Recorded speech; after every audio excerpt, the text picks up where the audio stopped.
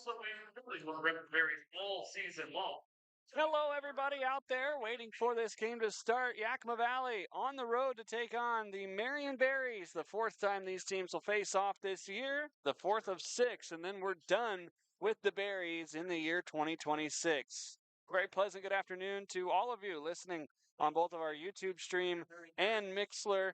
I'm Harmon Johnsen, your voice of the Yakima Valley Pippins. And we're back on the road after what felt like a long time last week. 6 games on the road, a quick 3-game homestand against the Bend Elks. Although it didn't go the Pippins' way, it was 3 very competitive games. And now we head back onto the road to take on the Marion Berries, a team that fell twice to Yakima up at the Orchard at the start of the season. The Pippins took game 1 and game 3 of that series. The Berries getting the second game by a score of 9-2. And both teams have kind of fallen a little bit since. The Pippins at the time were up in second place, and the Berries were actually in first place in the West Coast League South. And as we look at the standings now today, the Berries sitting in sixth, the Pippins sitting in a tie for third. And so it's going to be quite an interesting and quite an important series here between the Berries and the Pips as the first half starts to come to a close. This is game 19 for both sides of the 27 game first half. It's coming up quicker than you think that we're going to be done with this first half. And these two teams desperately needing a couple of wins to get back on the right track after the Berries got off to that really hot start, starting the season 5-1. The Pippins out to a decent start of their own. They won their first 2 games. They dropped a couple, and then they went on a 3-game winning streak to be 3-2 coming into that Berries series. After one more game down there in Salem, they were 4-2. Or excuse me, in Springfield, they were 4-2. The Berries have had some tough competition. They've had to play the Corvallis Knights 3 times since then. Of course, they also were able to take a game from the Knights over at Goss Stadium, and so anything's possible here in this contest. The Pippins and the Berries playing for the 4th time today. Quick preface here in this beautiful evening here in Salem. Although beautiful, it is breezy, and if you don't know what the broadcast setup looks like for the road broadcaster here at Chemeketa Community College, we are outdoors on the roof of the building that sits where the press box is. There's restrooms underneath, there's concessions underneath, there's a player lounge underneath as well. So we're on the roof, and so whatever wind elements are going to be blowing, you're going to hear them. I'll do the best I can to block out any of the wind noise if possible, but you're definitely going to hear some whipping and blowing through the microphones, both the crowd mic and my headset mic. The headset mic actually facing into the wind right now, the booth mic facing away, so we shouldn't have too much of an issue. Just to continue to hope and pray that this entire series we don't run into any rain. We run into any rain and we're going to have an issue here on the rooftop booth here at Chemeketa Community College. But last year didn't have an issue. This year not looking like we're going to have an issue this series.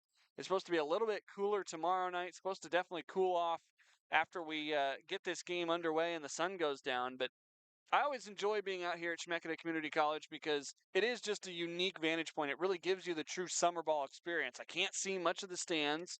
All I can really see is the field and the players on it, and we're going to make do with what we have, and we're going to have a good time. These two teams coming in, Yakima Valley 9-9 on the season, the Berries 8-10, the Pippins 4-5 on the road, the Berries 5-4 here at the new look Chemeketa Community College. Those of you on the YouTube, the thumbnail in front of you is actually what the field looked like last year. The Pippins and the Berries played in July last year. It was grass lines all the way out to the base pads, and then first to third was dirt. The rest was full grass. It is all turf now. It is a dark brown turf infield with striped infield grass markings, and then a nice solid shade of green for the outfield grass. The warning track is bright orange, so definitely going to be able to see out of the periphery what the warning track looks like if you're an outfielder trying to field a ball up against the fence. They've done a great job here at Chemeketa making this a West Coast League home. It was kind of thrown together at the back half of last year after the Willamette University site fell through for the Berries. I know they're excited to be here and back for season number 2 in their franchise history. I'm excited to be back here at this what now truly feels like a ballpark in the West Coast League. Umpires and coaches having a meeting at the plate right now. Of course, the Pippins and the Berries faced off just a few short weeks ago up at Yakima County Stadium. I mentioned it in the open. The Pippins took 2 out of 3 in that series. And so, looking to win the season series, looking to get back on the right foot. The Pippins currently on a little skid of a 2-game losing streak. The Berries lost their last game up in Walla Walla last night, and that was coming after a record-setting win for the Berries in the West Coast League, where they and the Sweets combined for, I believe it was 43 runs. That is the most runs scored in a West Coast League game.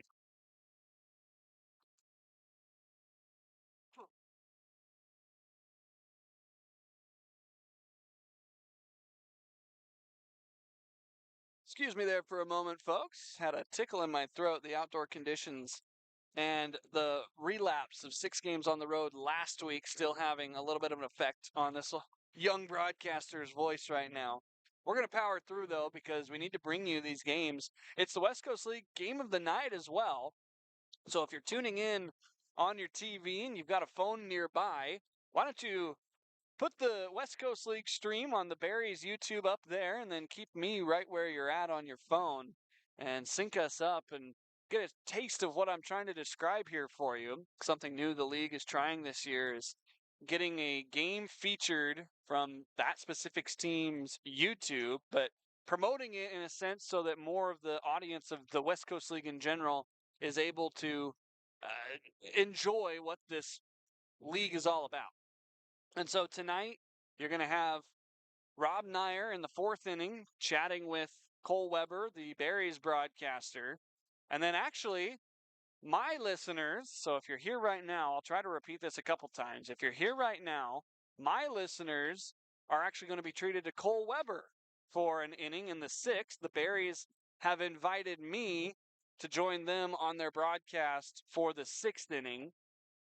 And so we're actually going to get an inning's worth of the Berries commentary when we get to that point in the game. So a lot to look forward to tonight, a lot that we're going to try to get done, get underway, and have a good time here on a Friday night here in Salem. The field has been cleared, and so we're going to get into starting lineups as we anticipate a 6:35 first pitch. Probably isn't going to happen. We're going to be a few minutes later than that. The plate meeting is over, but the team's not yet being announced. And so here are the starters for both squads. First for the visiting Marion Berries. They come in at 8-10 under the head coachmanship of Tucker Brock. Sawyer Nelson leads it off and plays second base. He wears number 5. Danny Weidman is the center fielder today. He wears number 3. He will bat second. Batting third is the designated hitter, wearing number 11, Martin Serrano. Batting cleanup is the shortstop, number 40, Tyler Dunning. Batting fifth is the right fielder, number 19, Cale Barney. Batting sixth is number 8, the catcher, Hudson Flora. Batting seventh is the first baseman, number 20, Jake Dodge. Batting eighth, the left fielder, number 7, Matthew Major. And batting ninth, a late addition to the lineup, the third baseman, number 36, Nolan Rowe, the former Pippin, as he is able to find a new home here in Salem for the summer after a redshirt season at UW. We're going to do the national anthem. We'll get you the Pippins starting lineup when we come back. Pippins and Berries getting ready to go here in game number 1 of a weekend 3-game series.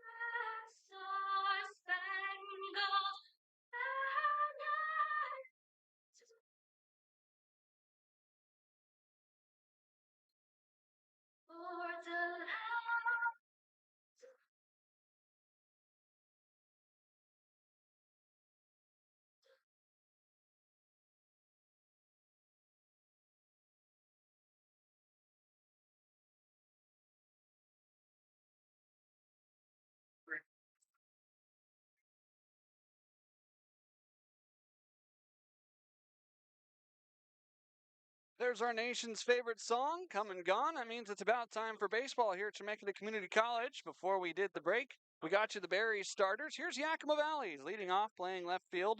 Will be Tyson Miller. He wears number 3. Number 26, Daichi Furuhata will be the 2-hole hitter. He will play third base. Nick Velasquez is the first baseman today. He will wear number 17. Luis Garcia, the right fielder in the contest, wears number 15. He'll bat cleanup. Batting fifth, the center fielder, number 7, Jay O'Neill. Batting sixth, Abel Ramos, wearing number 5, doing the catching. Batting seventh, Malachi Emery Henderson, the designated hitter, wearing number 40. Batting eighth, number 14 tonight, Derek Almeida, playing shortstop.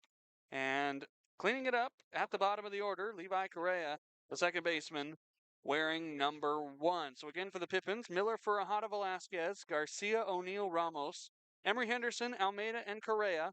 Starting pitcher tonight for the Pippins will be Josh Mawhinney, making his 4th start of the season, trying to rebound after a tough start up in Edmonton. Mawhinney down in the bullpen for the Pippins, doing his last little bit of warm-up as the ceremonial first pitch takes place here at Chemeketa Community College. A little bit of a different order than we're used to for the pregame festivities, but all in good fun here in Salem.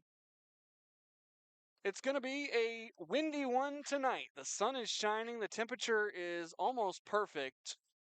Just the only problem tonight going to be the breeze. It's going to be blowing out to left field, and it's going to be whipping through this stadium like a monster. The Berries about to be introduced on the field. The ballpark here is definitely one for anyone to experience. Again, it was Chemeketa Community College field. It still is. But the Berries take up residence on the field during the summer. And so they able to convert this place into something a little more worthy of the West Coast League. Not to say last year it wasn't. It was definitely rushed together. And that's not the Berries' fault. They came into this site late. They were really having a hard time finding anywhere to play here in the West Coast League as the team's newest franchise last year. They were just unable to really get the Willamette site to the way they needed it to be to play ball. And so you look at the dimensions of this park, definitely a community college level park. It's 330 to the left field foul pole. On the way to right, I believe it's symmetrical, and it's about 325. Center field, that's where it gets a little bit shorter. My measurements have center field at about 360. And so you've got 330 to the corners. You've got 360 to dead center field, and then just a couple of big power alleys where the field straightens out. It's 370 to the left and the right field gaps. And so the field actually kind of goes out and then comes back in. It really flattens out there in center field. I believe the first pitch was moved to 6:45 tonight, so we went on the air just a few minutes early. But that's all right. Gives me another chance to tell you that tonight is the West Coast League game of the night. If you want to sync up our audio and turn on the Marion Berries live stream, then feel free to do so. Cole Weber's a great host, but you can definitely mute him and keep me up in your ears. The West Coast League introducing a new featured game every week. Next week it's going to be, I believe, Bellingham and Victoria, a couple of North teams that are going to be going off. And hopefully the Pippins will host one before the year is over, as here come the Marion Berries here at their home ballpark. I'm excited to join Cole for the broadcast in the 6th inning. If you weren't here for the first part of pregame, we're actually going to take their audio. They've got a really neat system where they can send their audio from their broadcast to my mixer. And so we're going to be using their audio in the 6th inning. You'll be able to continue to hear me as your voice of the Pippins, but I'll be side by side with Cole Weber, the broadcaster for the Berries.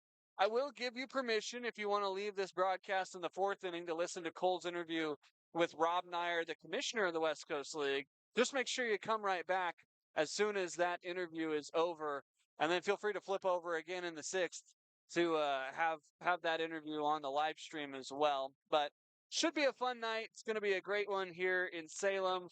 The Berries and the Pippins. The Berries dropped 2 of the 3 games they played up in Yakima, and they're looking for a little bit of revenge. They've got a decent lineup that they're going to send out. It's just, it hasn't really clicked yet. You've got guys like Danny Weidman, who's got crazy power out in center field. You've got guys like Martin Serrano, who's a very consistent bat in the 3-hole.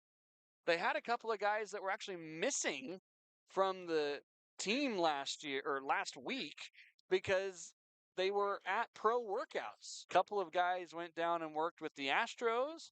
I believe there was also a couple of guys that went and worked out with the Atlanta Braves. So you've got talent on this team. It's just a couple of guys that just haven't really clicked.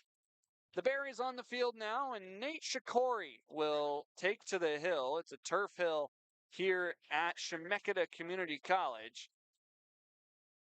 For Nate Shikori, he's from Willamette University, has pitched 3 years, pretty close to home. He's a native of Salem as well, I believe. And so staying home for the summer, able to pitch with this team and with this city that he's very familiar with, Willamette University, not too far from here. On the season for the Berries, though, he is 0-1, has pitched in 3 games, all of them starts.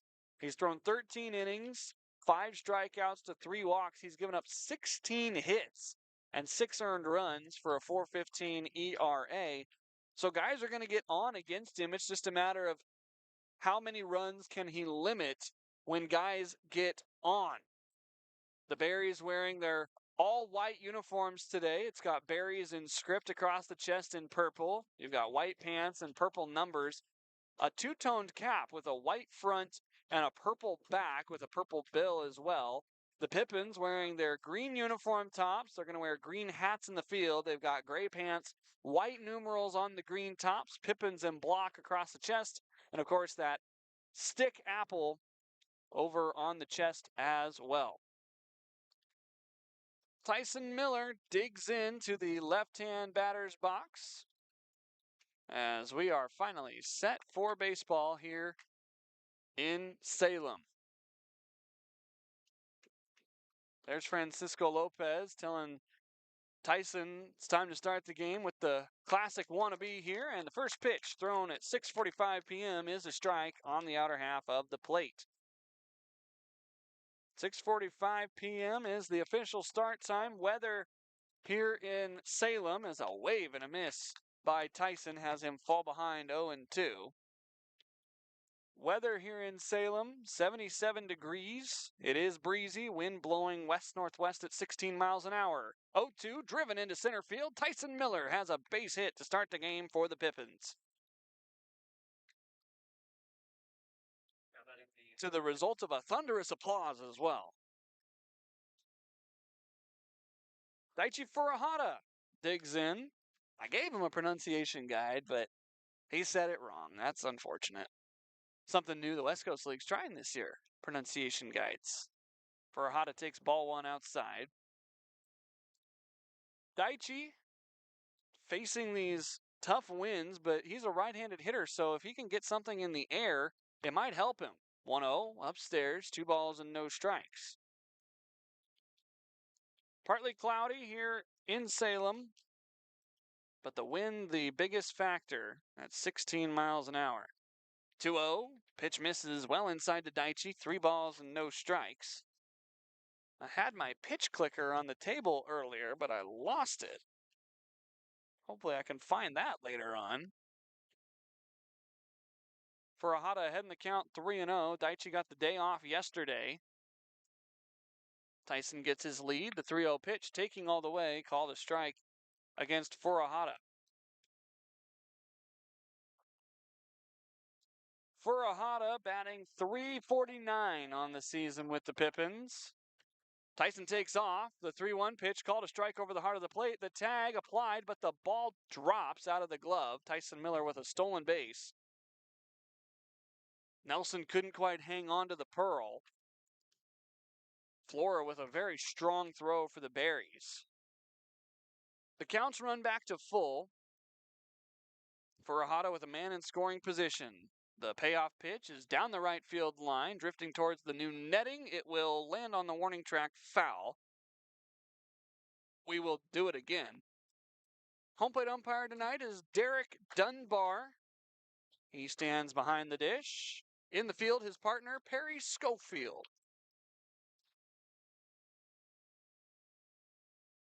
A new umpiring crew the Pippins have not yet seen this summer.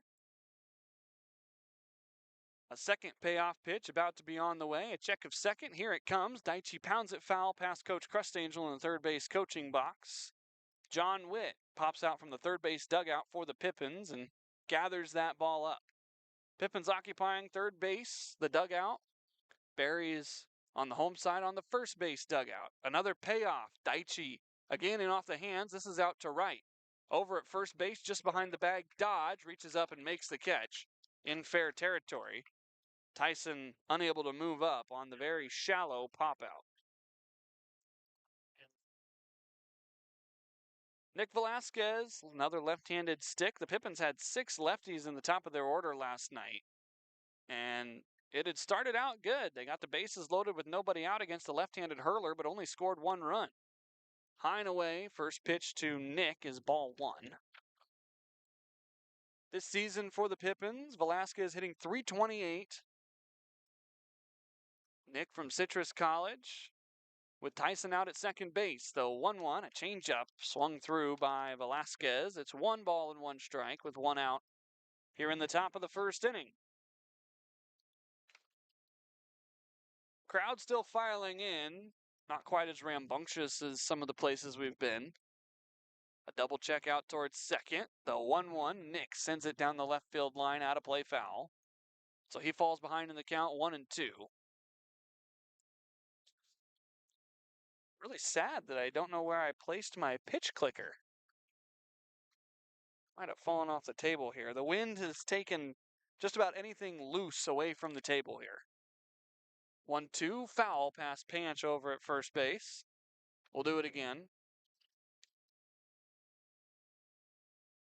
Shikori is around the zone. Pippins hitters continue to fight off some pitches. Shikori set at the belt. Tyson a couple of steps off second. Velasquez sends it foul out of play over on the left, headed for the parking lot, and it bounces off of a car. Tell you what, the parking over on the left side of the diamond here, as we're oriented basically to the east, maybe a little bit southeast, it's very close by. I would not recommend parking right up next to the ballpark. Another 1-2. Nick drives it into the right center field gap. This is down. Tyson's getting the wave. The ball is all the way to the wall.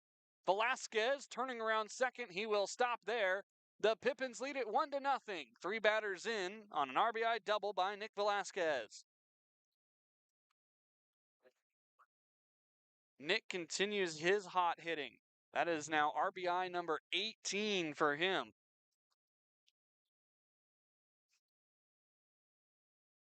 Didn't need help from the wind to drive that thing all the way to the right center field gap. Here's Luis Garcia, 1-0 Pippins. Luis drives it out towards left field. Major ranging toward the line, diving into foul territory. He makes the catch, tagging at second to Velasquez, and the throw to third will get away.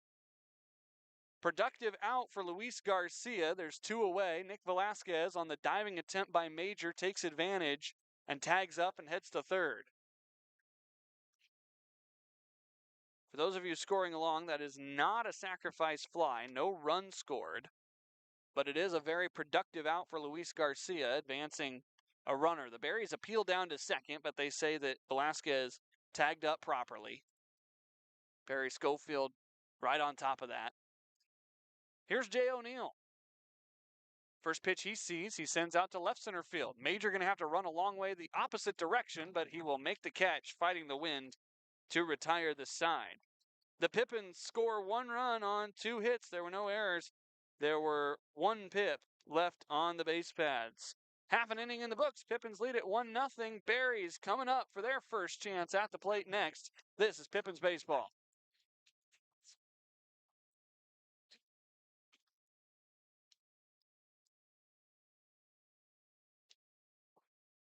We got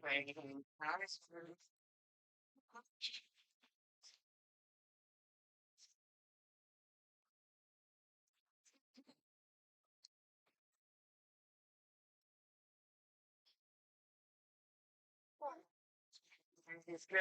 Get that, Cubs. That Crust Angel. Get that. Third and third. Crust Angel pass. Shoot shot right before it ends.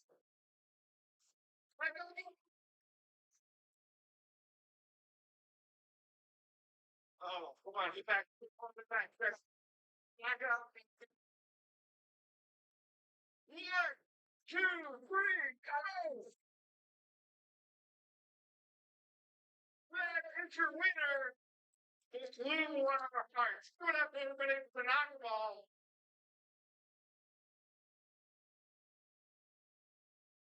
Welcome back to Chemeketa Community College campus here at Chemeketa. It's a nice campus. Baseball field looks brand new. It is brand new, essentially. The field's been here for a while, but it had some renovations in the offseason. Josh Mawhinney in for his first inning on the bump. A very rough outing last time out in Edmonton. A third of an inning, he walked 6, and he gave up 7 runs. On the season, 2-1 is his record. He's got 19 strikeouts and 11 1/3 innings pitched, making his 4th start of the season. 9 walks, 6 hits, 7 earned runs, a 5.56 ERA. Not at all how Josh has pitched so far this year. His first 2 starts were brilliant, going 5 innings and 6 innings, striking out 10 and 9 respectively. And so Mawhinney going to try to get back on track and get a couple of outs here against the Berries. You can't do any worse than the last time he was out. So there's only one way to go. It's up. Sawyer Nelson is the first hitter he will face. Nelson from right here in Salem. The left-handed stick facing the right-handed arm Mawhinney. First pitch swung and fouled back. 0-1. The ball sitting harmlessly over on the left side of the diamond. A bat has been left in the on-deck circle. Derek Dunbar says, "Can you please move that?" And Jackson Walker will oblige. Mawhinney's 0-1 out of the windup. Just a touch upstairs. 1 ball and 1 strike. Sawyer Nelson batting .273, playing in his 13th game for the Berries. 9 hits, 18 runs already scored. 1-1. Fastball dives inside. 2 balls and a strike. I am sitting just off to the left shoulder of our home plate umpire, Derek Dunbar. And so the inside part of the plate is going to be kind of hard to see from me, but we'll do our best. 2-1. Pitch left downstairs. Another heater by Mawhinney. It's 3-1. Josh, in his last start, seemed to just be getting ahead of himself, and that's what led to all the walks. The 3-1. There's a dot at the top of the zone. Another fastball, 3-2. Nothing but fastballs to start off here for Mawhinney, trying to get settled in. He's in a full count to start this game. Glove at the letters. Now he turns and fires home the 3-2 pitch inside. That got a piece of Sawyer Nelson. Hit by pitch. Leads off the offensive side for the Berries. That'll bring up Danny Weidman. Weidman, one of the couple of players that I believe Cole Weber told me was at some pro workouts last week, including the Houston Astros down at Dakin Park.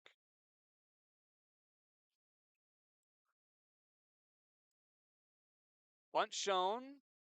Pitch was downstairs. The call right now, I believe, is a ball. Did he swing through? Yes, says Perry Schofield. So yeah, it's 0-1.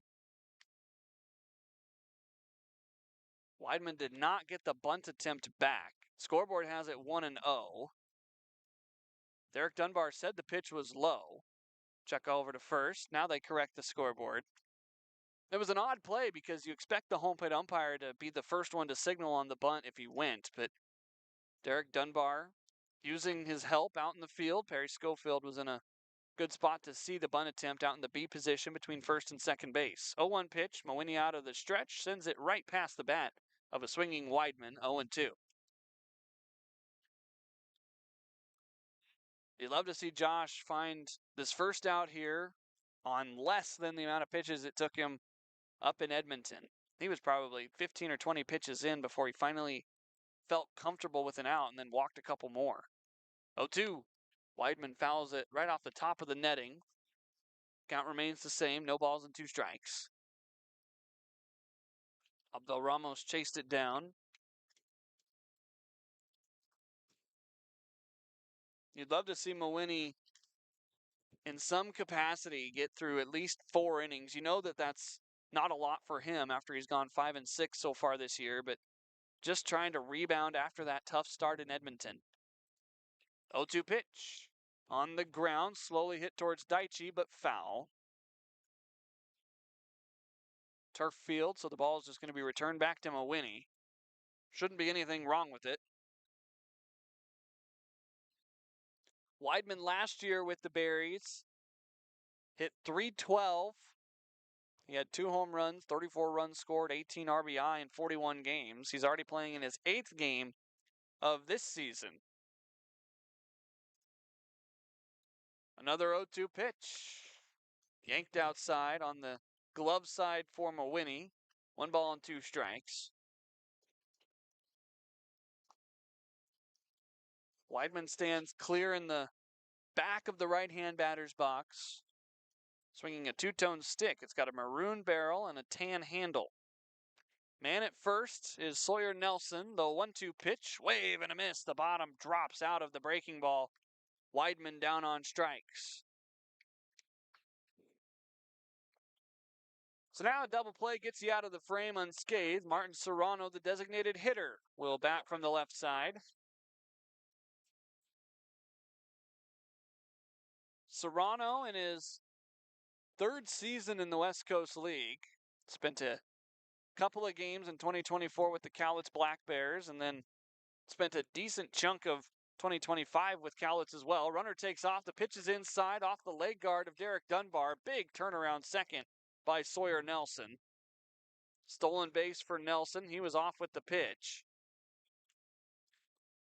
Helicopter flies overhead. Now man in scoring position, 1 away. Pippins lead at 1-0.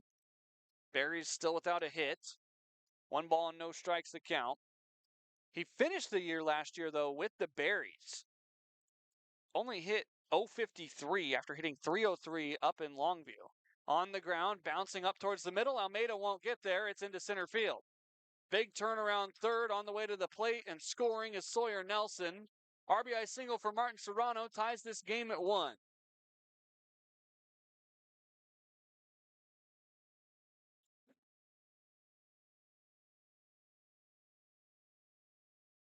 Hard hit right back up the box. Not much that the defense could do. Almeida, playing in his normal position, just couldn't get behind the second base bag in time to put leather on that ball. Here's Tyler Dunning from Rancho Santa Margarita, California. First pitch from Mawhinney, just a touch outside, 1 ball and no strikes. Dunning spent a decent chunk of the season with the Berries last year, 28 games. He picked up 30 hits, batting .286. This year, only batting .211, but he's only playing in his 6th game. 1-0, downstairs. Mawhinney shakes his head and wonders why he's not firing it a little bit higher. Everything he's missed right now is missed low, which means he's trying to be a little bit too perfect, not trusting his release point. Standing straight up as he receives the sign, turns his shoulders before coming set to look at first. Set at the belt, slow leg lift. The 2-0 pitch is a fastball over the heart of the plate, 2-1.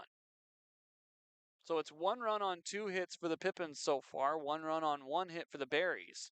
They've got Martin Serrano over at first after the RBI single.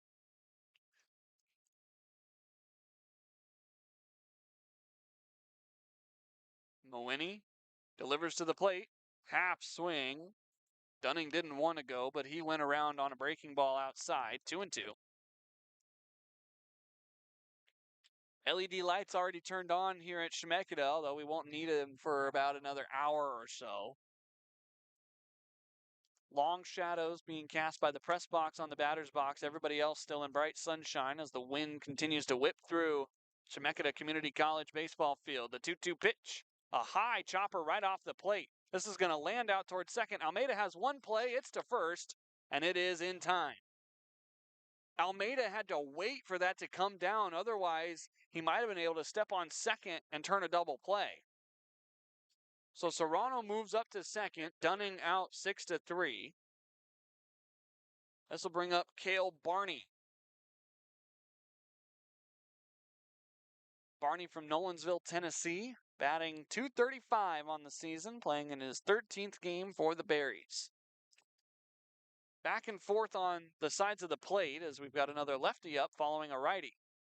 First pitch, fastball off the plate on the outside. That's the arm side for Mawhinney with the left-hander up.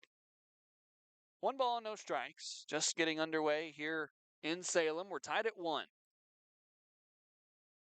Out at second after the ground out is Martin Serrano. The 1-0. Breaking ball dives inside. 2 balls and no strikes.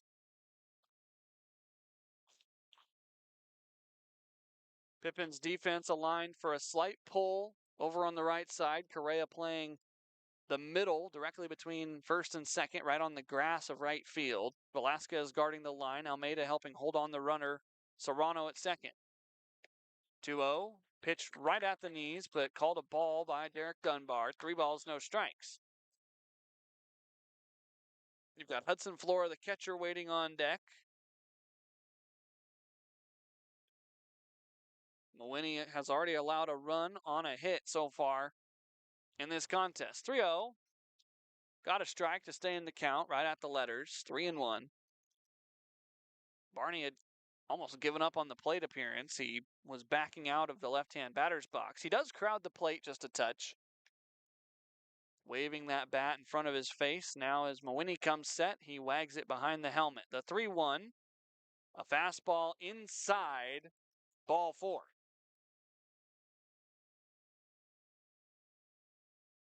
So now first and second is the situation. Ramos instructing the infield defense on what to do. Hudson Flora will be a freshman from Pleasanton, California. He's batting .207 on the season. 6 hits and 29 ABs. Serrano, normally the catcher. So the Berries have 2 of their catchers in the game right now. First pitch hacking out for left field. 0-1. Flora, that .207 batting average. He's walked 7 times. He has struck out 8. You've got Martin Serrano at second base, Cale Barney at first, following a single and a walk respectively. 0-1, a fastball inside part of the plate. Caught the black. It's 0-2. Game tied at 1.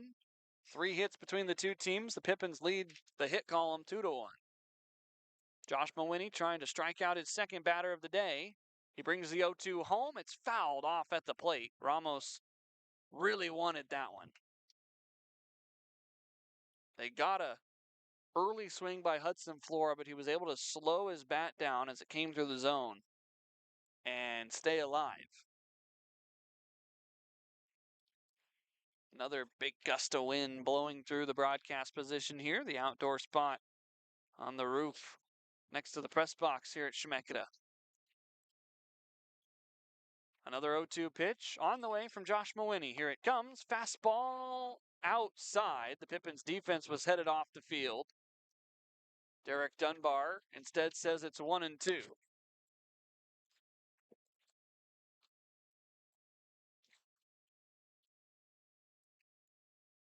Clear up on the inside part of the batter's box is Hudson Flora.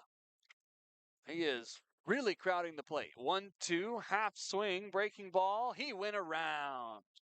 Perry Schofield punches out Hudson Flora, and Josh Mawhinney gets through the first inning here in Salem. A couple of strikeouts, but 1 run came across on 1 hit, no errors, and 2 berries left on base. After an inning of play, 1-1 the score. We'll be right back to Chemeketa Community College baseball field. Pippins and Berries, game 1 of 3.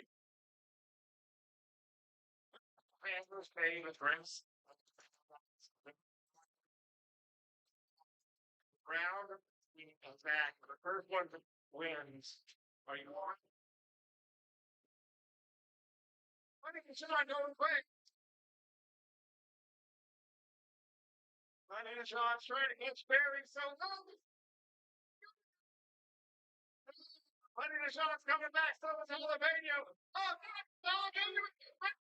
Rich to lose.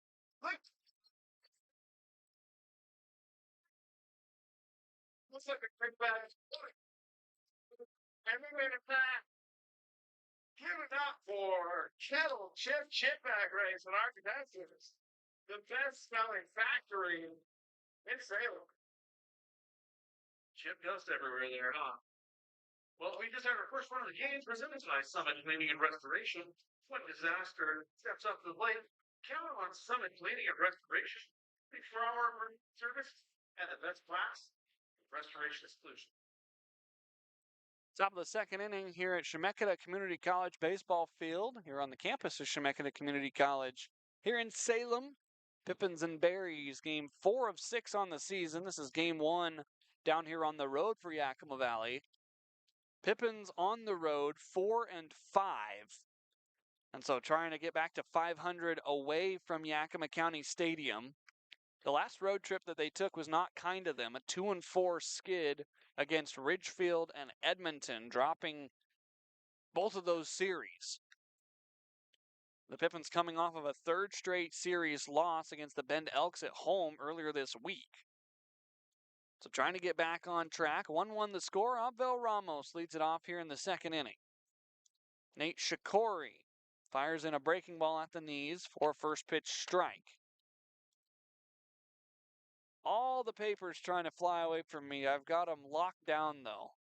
Ramos pounds it foul. It's 0-2 over towards the Pippins dugout. Abel batting .273. He's got 12 hits and 12 RBI and now his 14th game. Trying to stay alive here. The 0-2 pitch. Breaking ball. Ramos in front of it again. It's foul down the left field line. Abel started off the season hot, was batting north of 400, but has cooled off a little bit since. Came in last night's game and was 0 for 2. He stings one out to center field. Weidman moving over to his right. He makes the catch after a few steps, and there's one away here in the second. That'll bring up Malachi Emery Henderson. Malachi batting from that left side, looking to climb out of the gutter a little bit. He's got 4 hits and 31 at-bats. One of them was a home run back on opening day. Wave and a miss. He went chasing downstairs. It's no balls and a strike. He just has not been able to put the barrel on it very well. Wave and a miss downstairs. The count's 0-2. Malachi's gone fishing both times.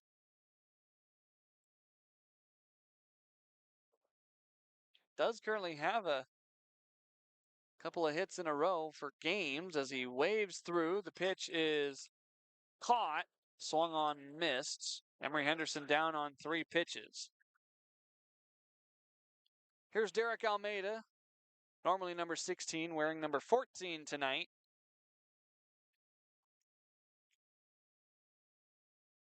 Almeida hitting with 2 outs, batting .286 on the season. First pitch swinging slowly out to second. Nelson up with it off the turf.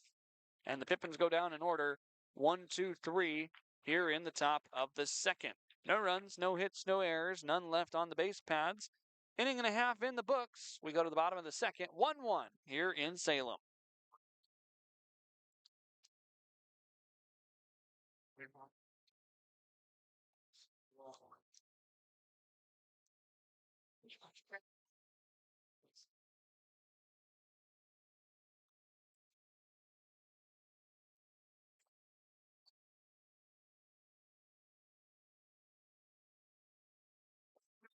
As a reminder, where the baseball or bat in the line area and all of my fans are encouraged to make up their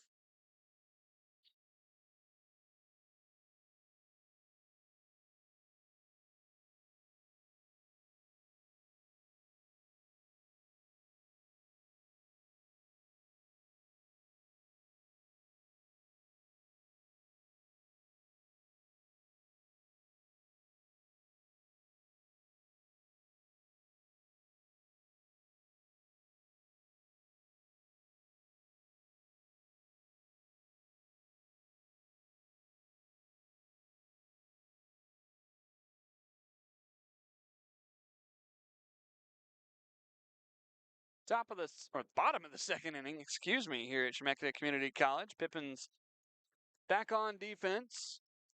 7, 8, and 9 due up here for the Berries, starting with Jake Dodge. Dodge, the big first baseman from Lynn Benton Community College, playing in his third season in the West Coast League. Spent 2024 with the Bend Elks, only played in 8 games, or 8 plate appearances rather. Wave and a miss downstairs, but when he gets him ahead 0-1. He only played in 2 games for Bend in 24. Had a good season for the Berries last year, hitting .262 in 35 games, was one of the consistent hitters. And then this year so far has played in now 17 of the 19 games. He's only batting .212 though. No home runs, only 3 RBI. 1-1, hard on the ground out towards second. Levi Correa playing over there at the number 4 position, sends it on to first in time for out number 1. That'll bring up Matthew Major. This is not to make a pun on his name, but a major out to get here for the Pippins. 9 RBI doesn't sound like many. 1 home run certainly isn't many, but 15 hits and 60 at-bats. He's got pop, though. Native of Troy, Ohio.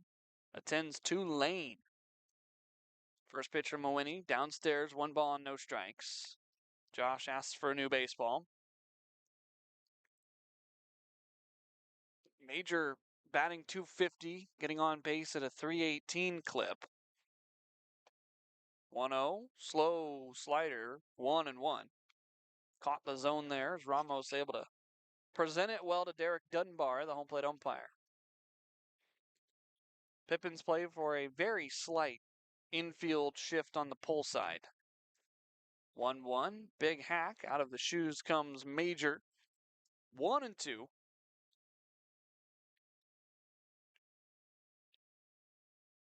Matthew Major, a big build, just hasn't put it all together yet right now. The 1-2, half swing, did he go?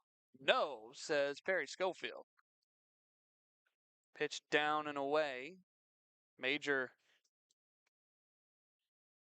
had a half swing. Where I'm sitting, it's very hard to see where the bat path is because the umpire's in the way. So it's 2-2. Here comes the pitch. A fly ball into very shallow right field. Garcia coming in. Correa gives way for him. Luis makes the catch. 2 away here in the second. So now the number 9 hitter for the Marion Berries, Nolan Rowe. Rowe, a name that some Pippins fans might remember from last year. He had a couple of at-bats, played in about 10 games there at the end of the year for the Pippins. First pitch, a strike on the outer half. Nolan finishing up his redshirt freshman year at University of Washington. He saw me when we walked into the field for batting practice and immediately said, hey, and he caught up after a year away. Pitch down and away, 1 ball, 1 strike. Nolan's a great kid, and I really enjoy talking with him, talking baseball with him, talking life with him. He's from the Seattle area. 1-1. Pitch right over the heart of the plate, 1-2. And he's got potential. I'll be excited to see what he can do in more of a everyday role for Washington. He took a redshirt year, so he didn't play. But him being in the same conference as Nebraska, hopefully the baseball schedules line up so that they come to Lincoln next year. 1-2. Slider inside. Rowe turns away. It's 2-2. Really enjoyed getting to know Nolan last year, and glad that I made enough of an impact that he wanted to say hi when we got to the ballpark. 2-2. Mawini leaves a changeup outside. The count runs full with 2 outs here to Rowe. Top of the order looms on deck. Sawyer Nelson was hit by a pitch and scored the Berries' only run so far today.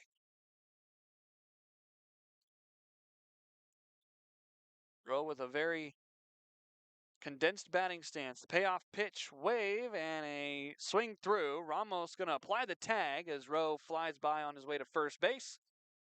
And that's the 3rd strikeout by Josh Mawini. 3 up, 3 down for the Berries. We go to the 3rd inning, tied at 1 here in Salem. We have Prince Rain and Jocelyn. The name of the right round three and back wins. You must be ready.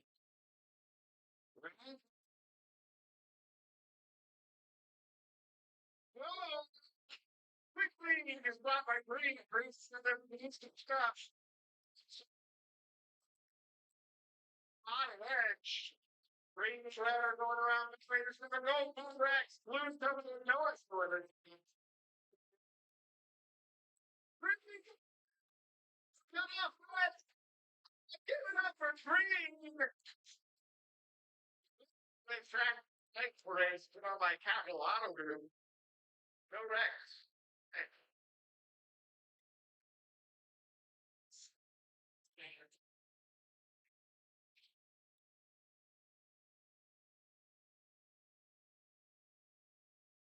Welcome back to Salem, Oregon, the site of this three-game series between the Marion Berries and the Yakima Valley Pippins.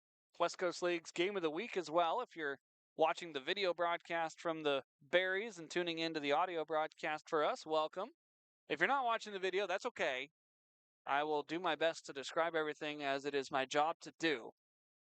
Levi Correa, the last hitter that has not seen the plate yet for the Pippins, and then the top of the order here in the third. 1-1 tie. Breaking ball starts off Levi. Strike one. Nate Shikori out there for his third inning. Glove in the face, now into the windup. The 0-2 pitch, or 0-1 pitch, swung on, makes it 0-2. Correa, the beer batter, so that's what you can hear clamoring below me. See if Levi can shorten up and stay alive. The 0-2 pitch, breaking ball, sent out into left field. Major, ranging to his left, fighting the sun, makes the catch. So no free suds for the folks here at Chemeketa, but back to the top of the order go the Pippins with one away here in the third frame. Well, if you're not watching the broadcast for the Berries and listening along with me, I'll give you permission that you can head out in the top of the fourth inning because Berries broadcaster Cole Weber will be interviewing Rob Nyer, the commissioner of the West Coast League, here on the first West Coast League game of the week. First pitch to Tyson Miller, misses outside, ball one. Rob's going to come to Yakima next week, and so, of course, I'm going to throw a headset on him. I think that's on Wednesday. 1-0, outside, 2 balls, no strikes. So if you want to listen into that interview, you can certainly go do that and come right back for the fifth. And then in the sixth inning, this stream will actually be carrying the Berries audio. 2-0, outside, 3 balls and no strikes, because I will be joining the broadcast for the Berries on their YouTube. So either way, you're going to end up with Berries audio, just maybe not right away. 3-0 pitch, high and away, ball 4. Tyson Miller draws a walk. He's been on base both times tonight. And Pippins trying to break the 1-1 tie. Daichi Furuhata popped up to the first baseman Jake Dodge back in the first inning. Closed batting stance for Daichi, crowding the plate in the right-hand batter's box.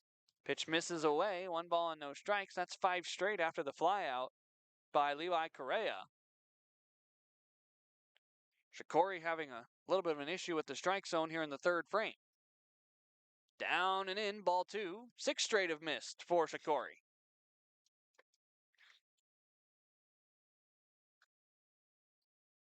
Daichi popped up in between a couple of hits for the Pippins as he rips one into left center field. This is going all the way to the warning track.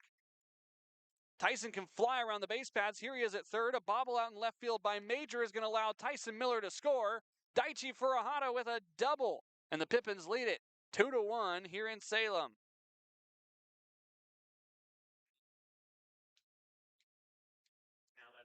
Furuhata stung that thing off the bat out to the warning track. Wind didn't carry it as far as I thought it would. Tyson has scored both runs for the Pippins as they reclaim the lead 2-1. Now Nick Velasquez with a man in scoring position, a chance to extend it. He swings on the first pitch, and he gets it down into left field all the way to the wall. Daichi turns around third. He will score easily. Nick Velasquez has 2 RBI doubles today, and the Pippins lead it 3-1 in the third.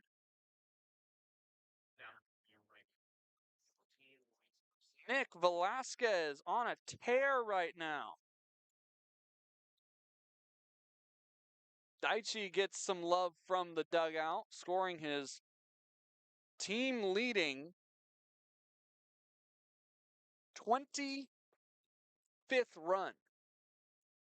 First pitch misses down and away to Luis Garcia, who flew out back in the first. Daichi has scored 25 runs for the Pippins.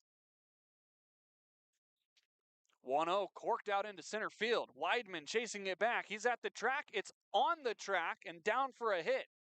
Velasquez with a late turn around third as he had to hold up to make sure it wasn't caught. But it's 3 straight doubles for the Pippins as Velasquez crosses the plate. They lead it 4-1 here in the third inning.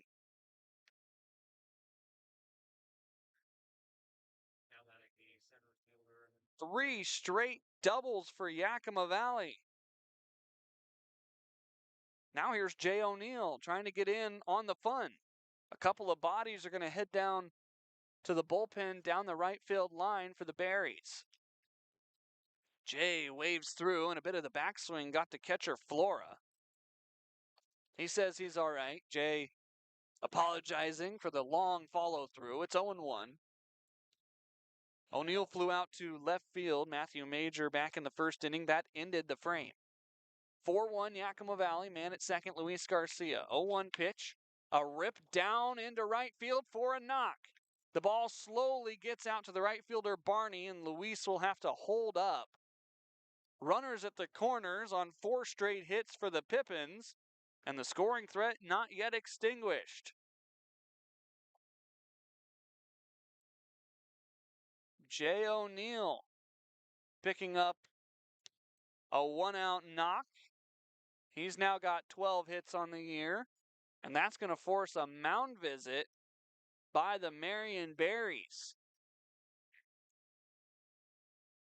Levi Correa led off this inning with a fly out to left field, and then Tyson Miller walked, Daichi Furuhata doubled, Nick Velasquez doubled, Luis Garcia doubled, and Jay O'Neill hit a single to get us to the situation we're in now. Runners at the corners, 4-1 Pippins. Only 1 out still in the inning. The meeting breaks up on the hill between Shikori and the members of his infield. Abvel Ramos looking to get in on the fun. Ramos flew out to center field back in the second inning. He's got 12 hits on the year and 12 RBI. Number 13 is at third base. First pitch downstairs. That'll give some gray hairs to the coaching staff down in the dugout for the Berries. A first pitch ball after a mound visit. 1-0, a throw to first. O'Neill in without a tag. Pippins have had a couple of big innings this week. Just one of them resulted in a loss. 1-0, Abvel on the ground, might be 2. Dunning on to Nelson, on to first. Dodge stretches for the double play. And so Luis Garcia will be left stranded on the base paths. But the Pippins put up 3 runs on 4 hits. No errors by the Berries. And Yakima Valley leads it 4-1 as we go to the bottom of the third inning here at Chemeketa Community College.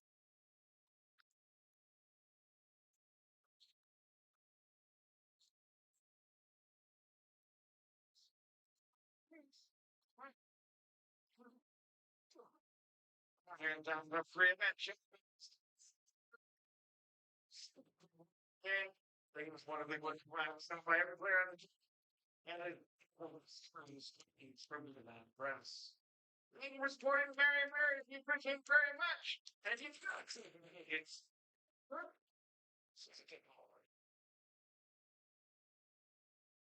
Hey, Berries fans, it's Cole Weber, your play-by-play for Marion Berries fans. Thank you so much for being here with us afternoon. For any holidays, thank you for catch our lives on YouTube and Marion Berries baseball. Keep up on the Berries alls.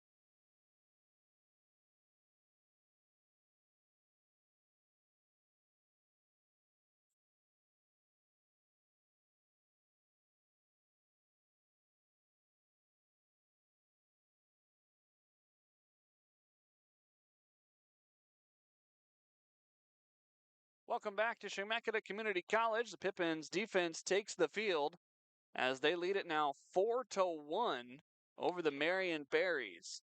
Yakima Valley got 3 runs on 4 hits and left 1 on the base pads in the top half of this frame. And now the top of the order for the Marion Berries, starting with Sawyer Nelson, digs back in. Nelson was hit by a pitch. He scored the Berries' only run back in the first frame. Josh Mawhinney out there with 3 runs of cushion as he fires a first pitch down and in, 1 ball and no strikes. Very pleasant temperature-wise night here in Salem, but the wind a little bit of a factor. Pitch downstairs, skipping off the carpet, 2-0. Mawhinney flexing out there on the hill, a little disappointed with his control so far to start this third frame after he was given 3 runs of support. 2-0 pitch, down below the knees of Nelson, 3-0. Mawhinney sitting for just a slight amount of time as his offense got him 3 runs. The 3-0 pitch taking all the way, ball 4.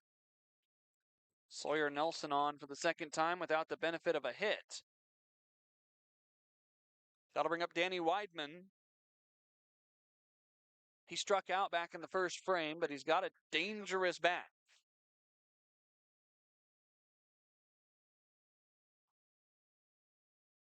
Weidman, primarily a pull hitter, but does have power to the outfield in all directions. First pitch a strike on the outer half, 0-1. 1 home run on the season so far for Danny Weidman.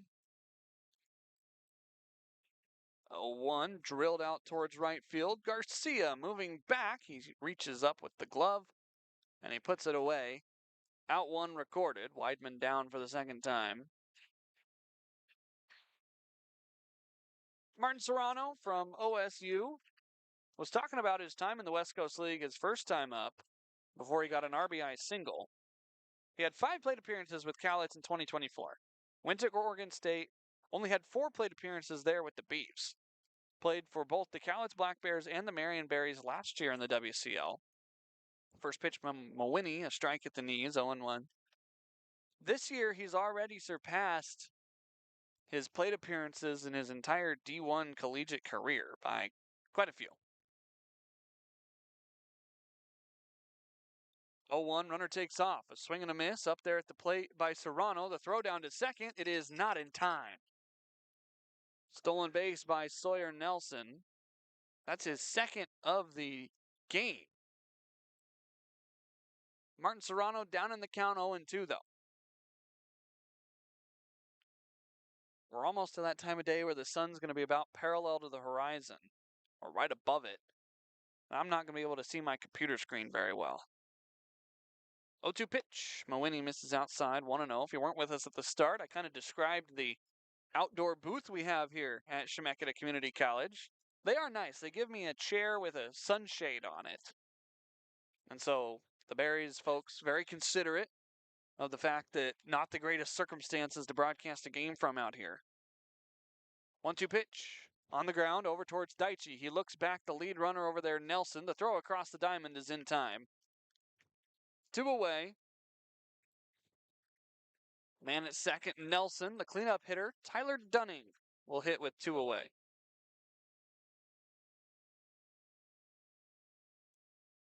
Dunning, a Bruin from UCLA. His Bruin counterpart, Trey Godoy, on the bench right now for the Pippins, not in the starting lineup today. Trying to ease Trey into the West Coast League season.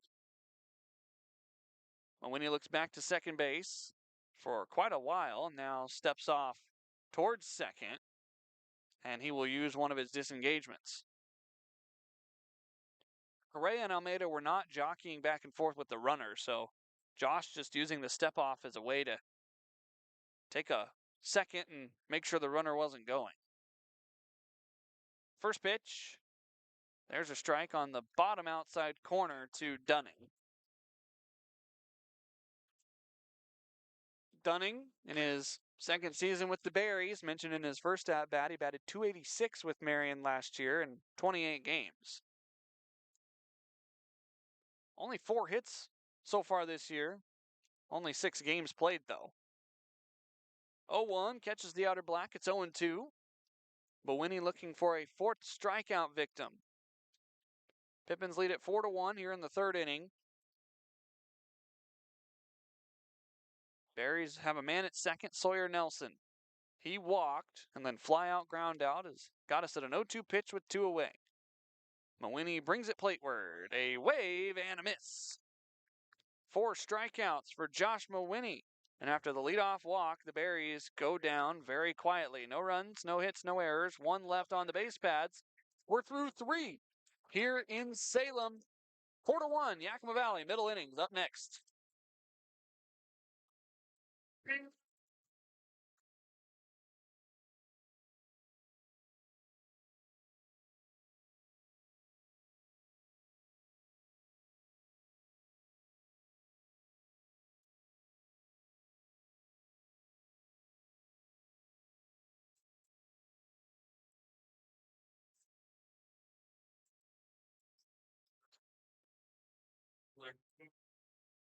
Whether you're in the stands or on the couch, on Mo's Great Flavor Ball.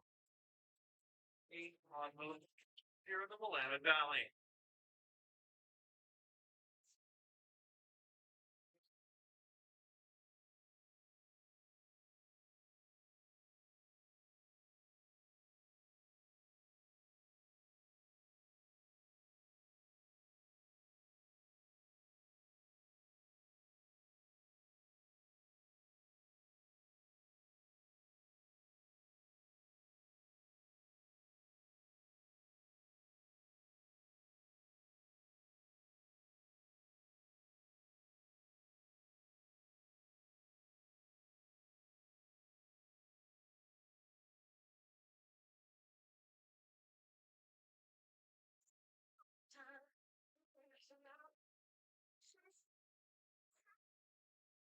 Welcome back to Chemeketa Community College, top of the 4th inning here in Salem, as we're about an hour into the contest.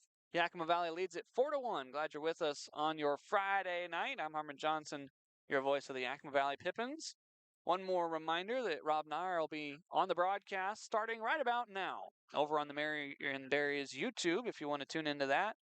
Be sure to come right back, though. Malachi Emery Henderson leads it off here in the 4th frame. He struck out back in the 2nd. First pitch outside, ball 1 from Nate Shikori.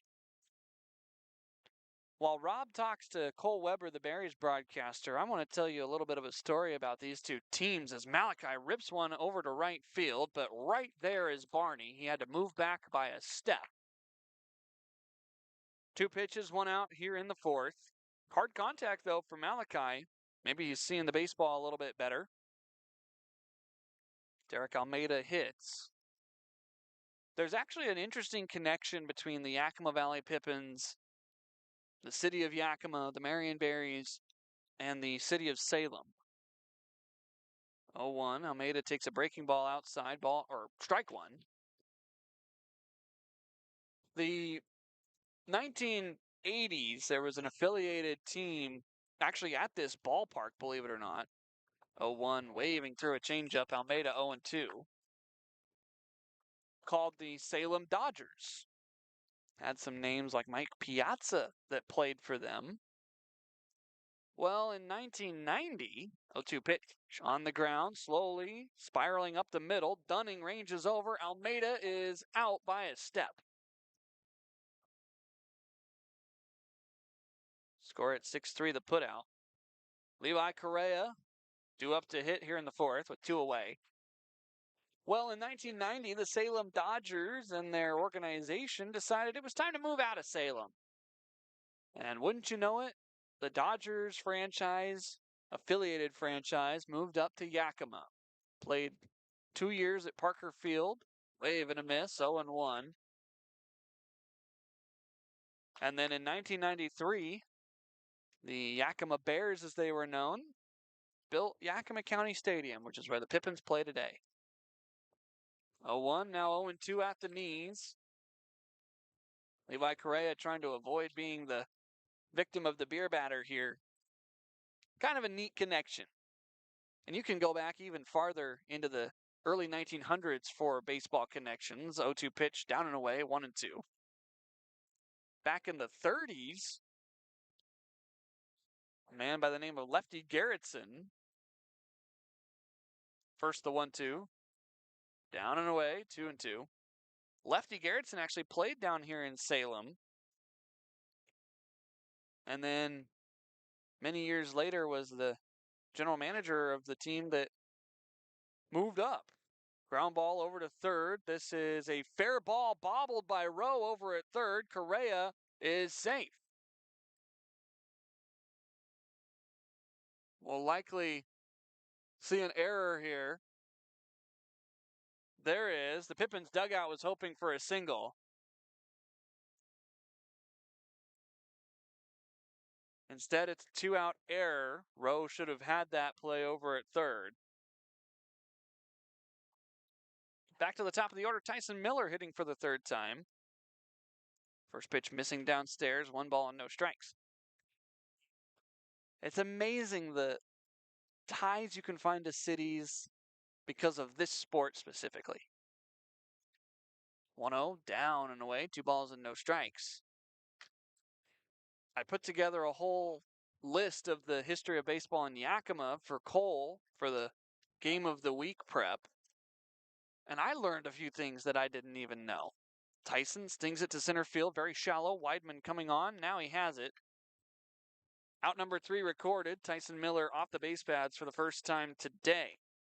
The Pippins leave one stranded. They fail to score without getting a hit. There was 1 error by the Berries, and we're through 3.5. Bottom of the 4th next. Pippins lead at 4-1 here in Salem, Oregon.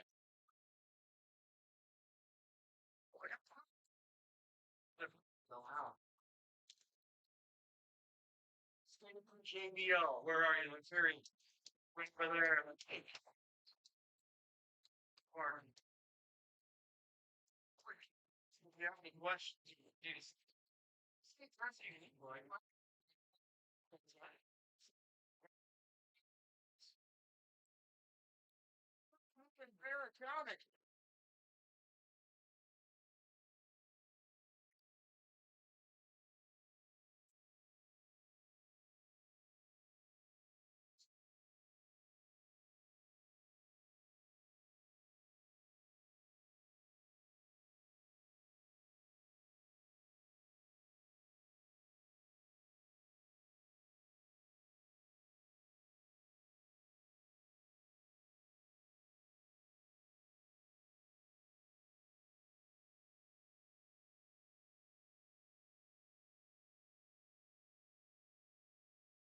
Bottom of the 4th inning here in Salem, Oregon. The Pippins and the Berries squaring off for the 4th of 6 times this season. First game down here at Chemeketa Community College. 4-1 Pippins.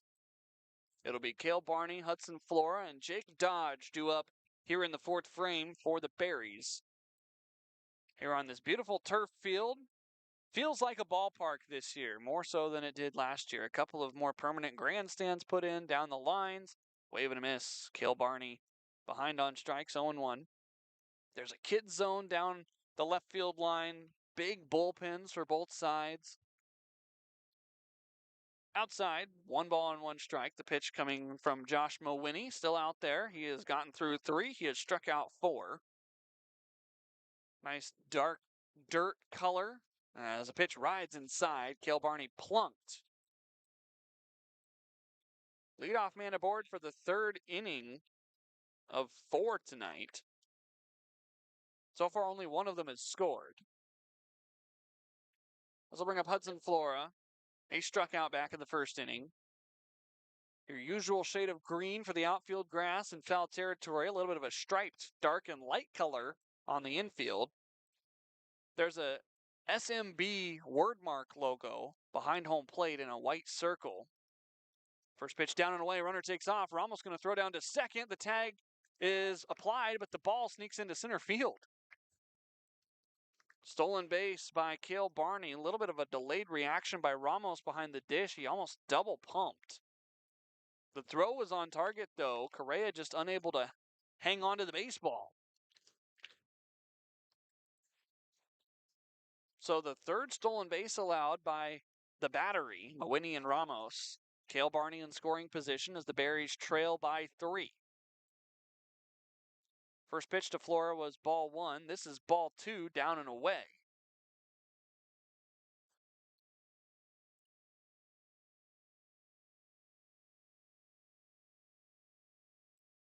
Hard for me to see most of the crowd. The press box juts out over the grandstand, so it blocked my view. 2-0 pitch downstairs, ball 3.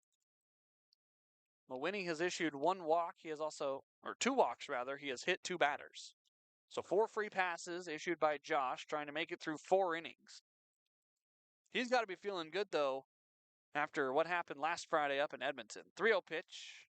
Could not get the courtesy strike. It's ball 4, high and away.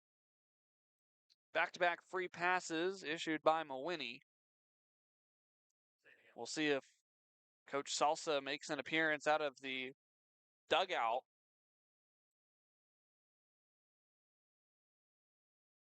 Might actually be Panch who makes the visit. He makes his way out, trying to get the defense in the right spot. Jake Dodge steps up to the plate, representing the tying run. First pitch, high and tight, 1 ball, no strikes. Here comes Salsa, sets down the clipboard. He's going to head out to the hill and have a talk with Josh Mawhinney. Ramos and Salsa making their way out to the mound. Josh, with those 5 free passes, 2 hit by pitches, 3 walks, certainly a number you'd like him to limit. But you go back on his starts this year, Mawhinney only walked 1 in his first start when he struck out 10. That was against Walla Walla. And then starting a week later against these Berries, he walked 4, struck out 9 through 6 innings.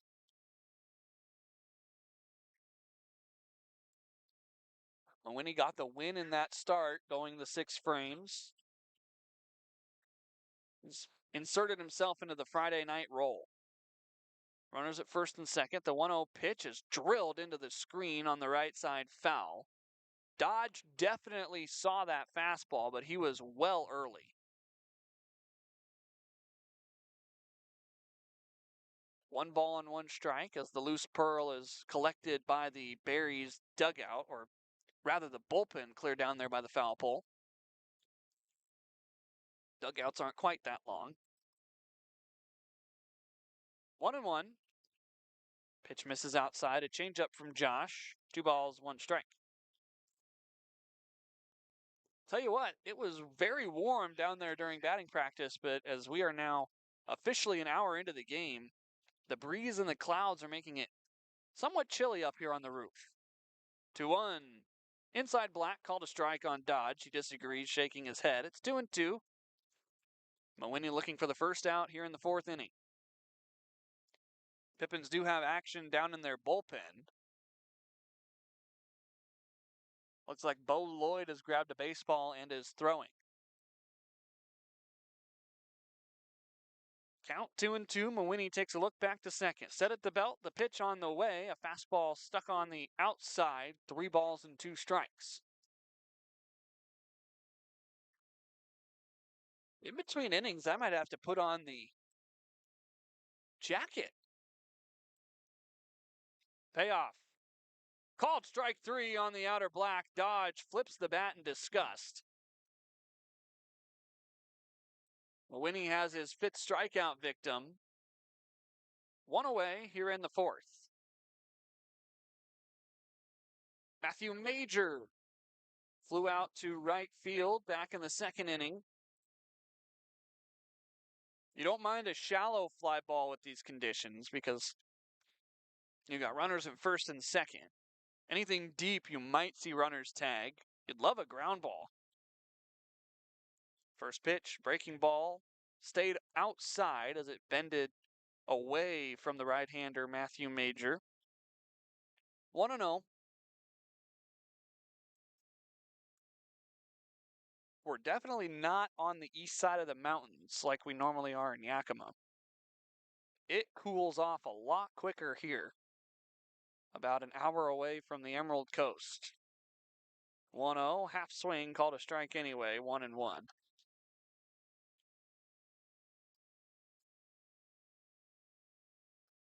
Neat location here in the capital city of Oregon.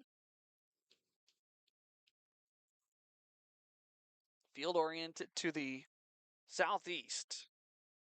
A look back to second.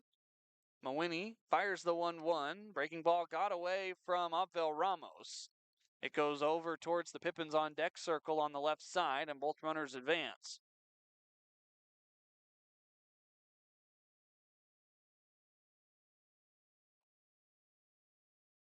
Wild pitch is the call. So 2 in scoring position, a 2-1 count favoring Matthew Major. 5 strikeouts, 4 walks so far tonight for Mawini. 2-1 on the ground foul past the Pippins dugout. One of the photographers got a hand on it, but it gets past him. So the count 2-2.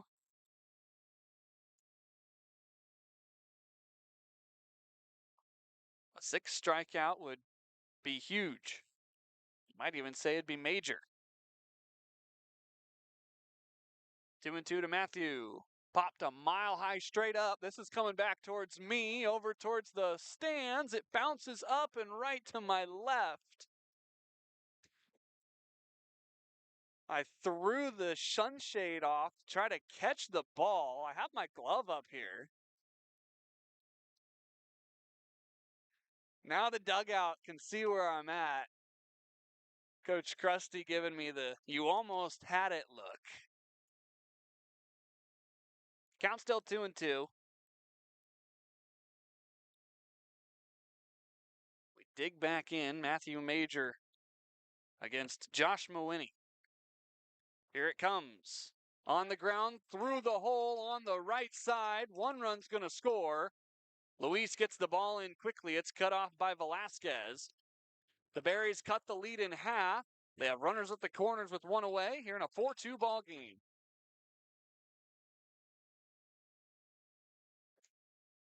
Matthew Major, RBI single.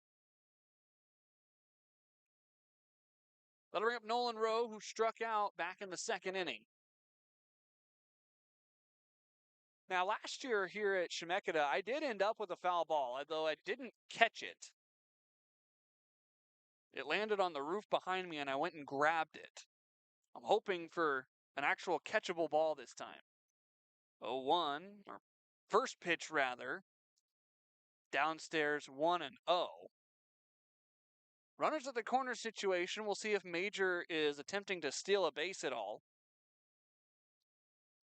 You see the Pippins try to run a lot with these 1 out and runners on the corner type situations. There goes the runner at first. It's corked into left field, and it's down for a hit. The head start able to send Matthew Major all the way to third as the throw goes into second.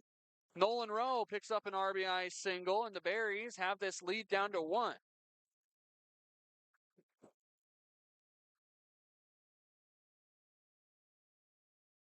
Good base running by Matthew Major to get a few extra feet.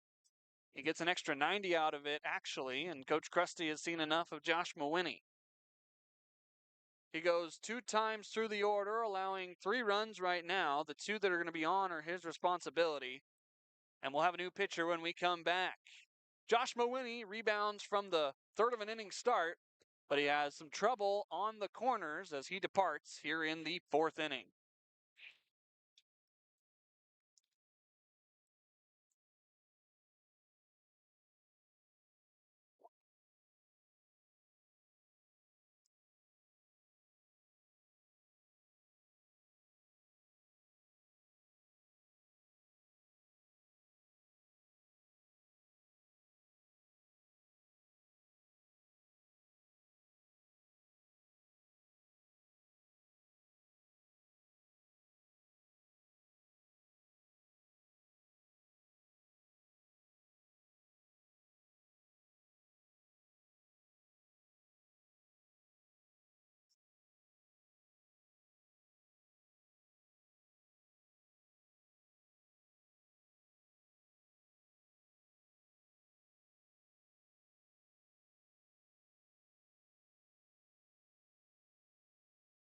Bo Lloyd.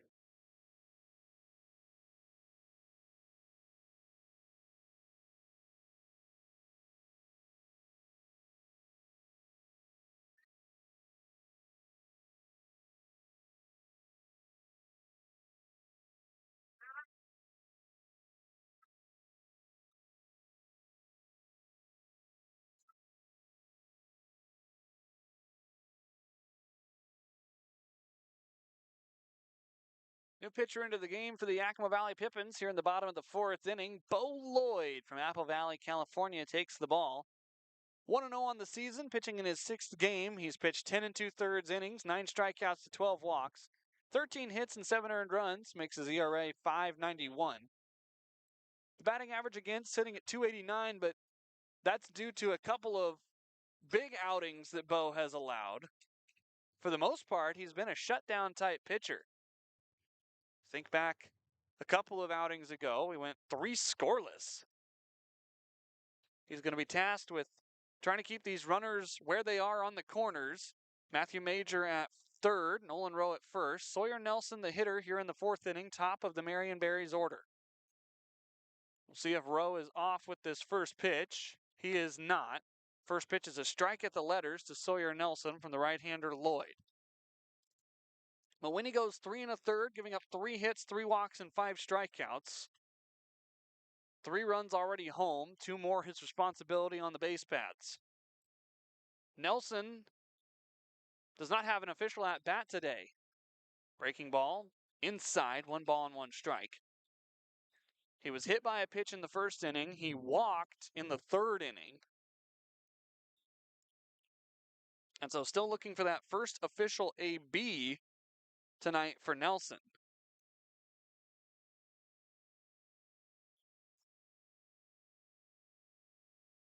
Lloyd set at the letters. Here comes the 1-1. It's high and away, 2 balls and a strike. Bo, a two-way player, although he's seen a lot more time on the mound so far this season than in the batter's box and in the field. He'll play first base if he does play defense. Nelson waiting. 2 balls and a strike. Runners at the corners. A breaking ball down and in. The count runs to 3-1.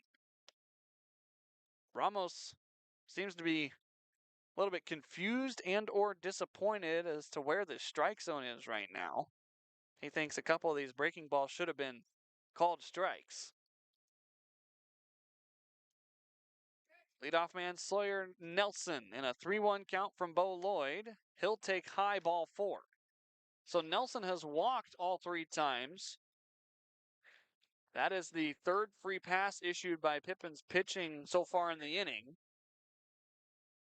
Positive side is now you've got a force play at any base. Pippins middle infield going to play for a double play.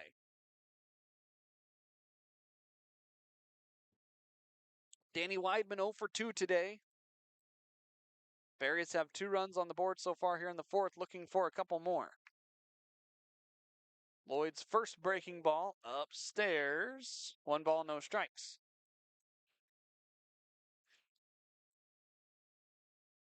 Bright sunshine pouring in from behind my head. Long shadows again being cast on the infield. Outfield going to be dealing with the sunshine no matter where you're at. 1-0 pitch. Breaking ball up near the lips of Weidman, 2-0. Lloyd struggling with the strike zone to start his outing here. He's going to have to find a couple in the zone, else walk a tying run home. There is 1 out, looking for a ground ball. Set at the letters. Here comes the 2-0. Upstairs, ball 3. Bo a little bit wild to start this relief outing.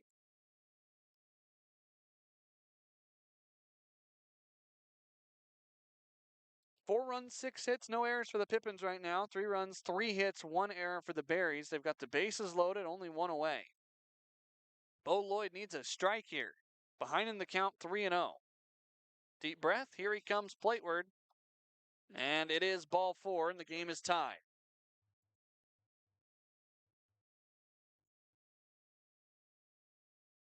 Matthew Major crosses the plate. Everybody else moves up 90 feet. Danny Weidman with an RBI walk.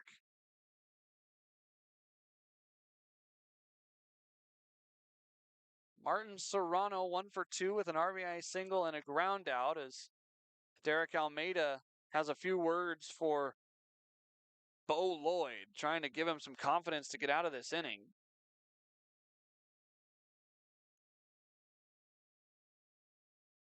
Serrano, another dangerous bat for the Berries.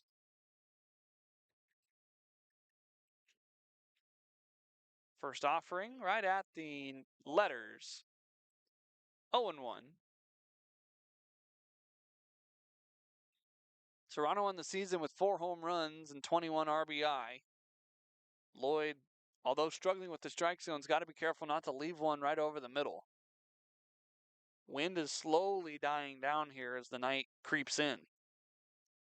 0-1 bounces in and bounces away from Ramos. Charging hard to score will be Nolan Rowe.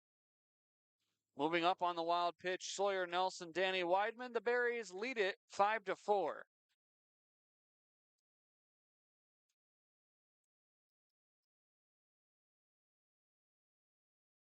Wild pitches have been a problem the last couple of times that Abel Ramos has been catching. And of course, by the nature of it being a wild pitch, it's technically not on him. Pippins infield plays in with 1 out. The 1-1 pitch on the way. Upstairs, 2 balls and a strike. But you could argue there might have been a couple that could have been classified as passed balls. Ramos just, the backstop crumbling a little bit. 2-1 pitch. Chopped over towards first. It is foul. Good thing, too, because Velasquez didn't pick it cleanly off the turf. I think he knew that it was foul and didn't quite attack that one like he should have. So 2 balls and 2 strikes. I said the wind was dying down. Here it comes again. You've got Sawyer Nelson over at third, Weidman at second.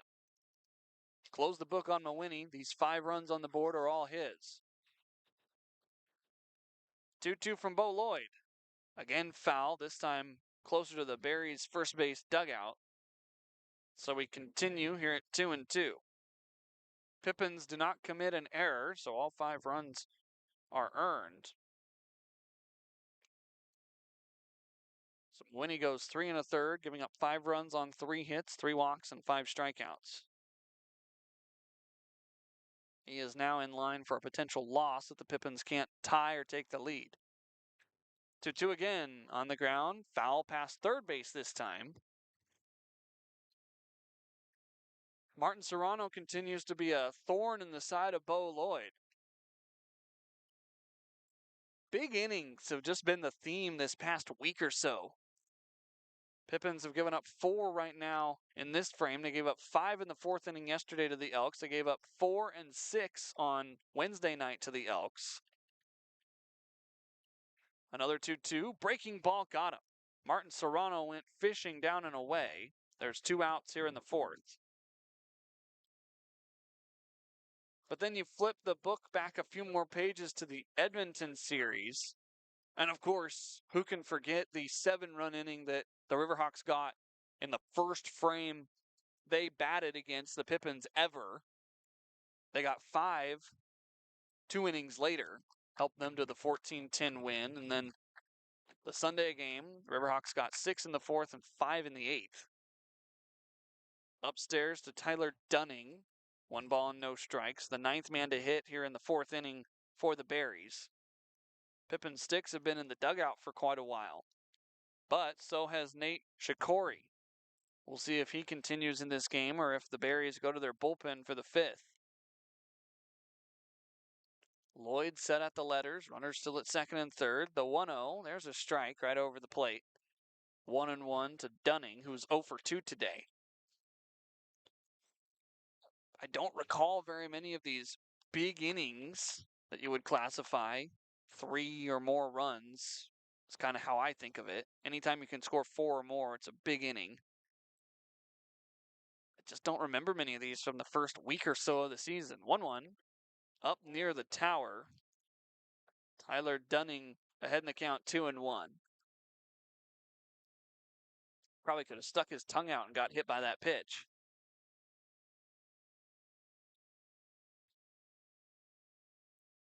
Nelson over at third base, Danny Weidman at second. Lloyd, deep breath. 2-1. Fouled off on the right side. So it's 2-2. There's 2 outs. Bo looking to get out of this inning, and hopefully the Sticks can respond again. Pippins scored first. The Berries scored right back to make it 1-1. Then the Pippins got 3 in the third. The Berries so far 4 here in the fourth. 2-2 pitch. Breaking ball downstairs. It's dropped by Ramos. They'll throw on to first to complete the strikeout. Bo Lloyd able to get a couple of punchies, but the Berries score 4 times here in the fourth frame.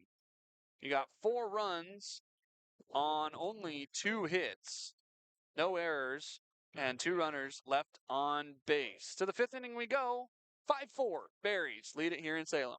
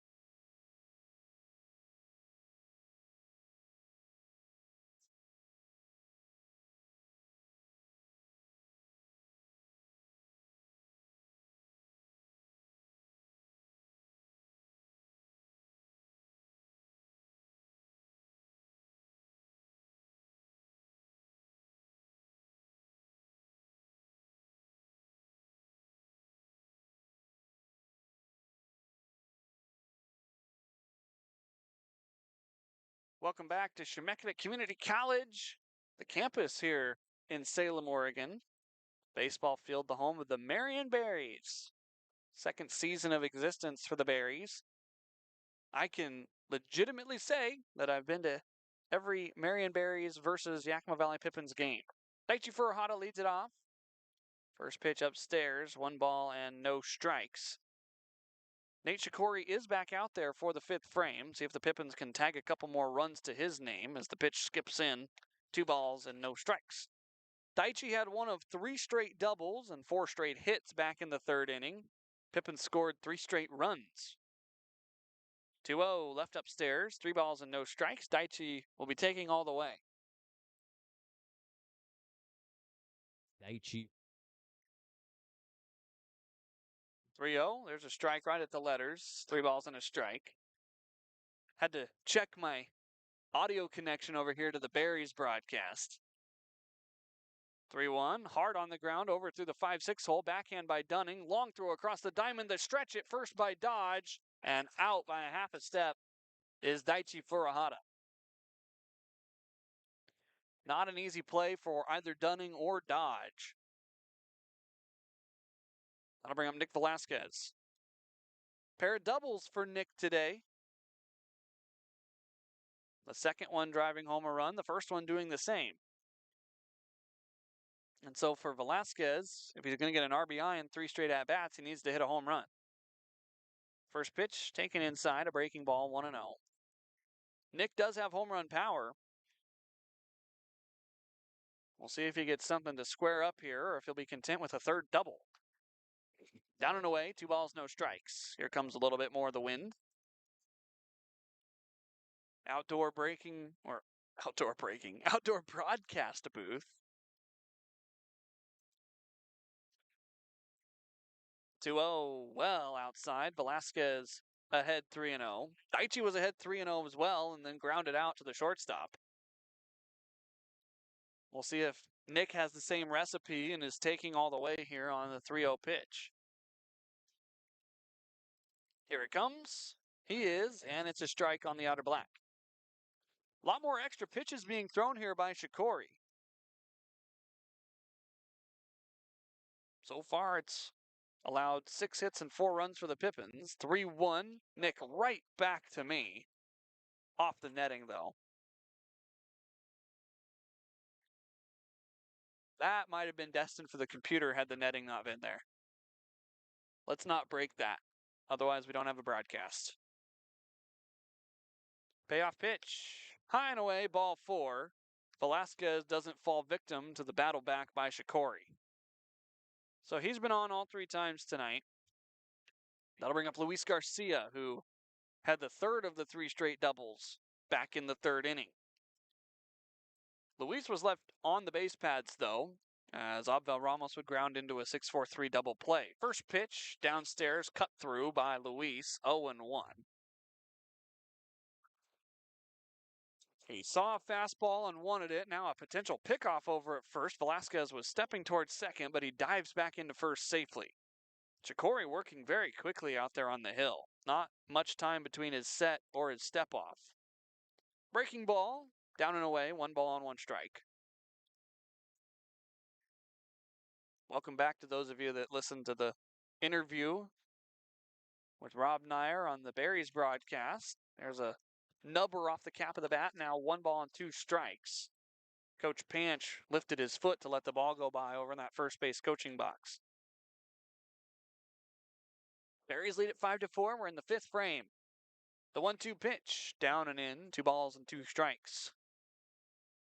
Yakima Valley going to have to come from behind in this one if they're going to get back over 500. They sit at 9-9 before the results of this game. 2-2, Luis cuts through a very slow breaking ball on the outer half of the plate. And he is out number 2 here in the 5th.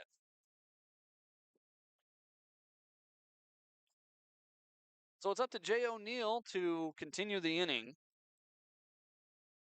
Jay singled, which was the 4th straight hit in the 3rd inning, but he was the lead out on the 6-4-3 double play. First pitch to Jay, high and away, ball 1. Big, tall flagpole out in left field with a giant form of Old Glory, waving very proudly with the wind back at its sails. Nick takes off. The pitch is a strike. The throw down to second is not in time. Velasquez steals second base. 1-1 the count. O'Neill just needs a base hit to tie this ball game. Pippins out hitting the Berries 6-3. They trail on the scoreboard by 1, though, 5-4.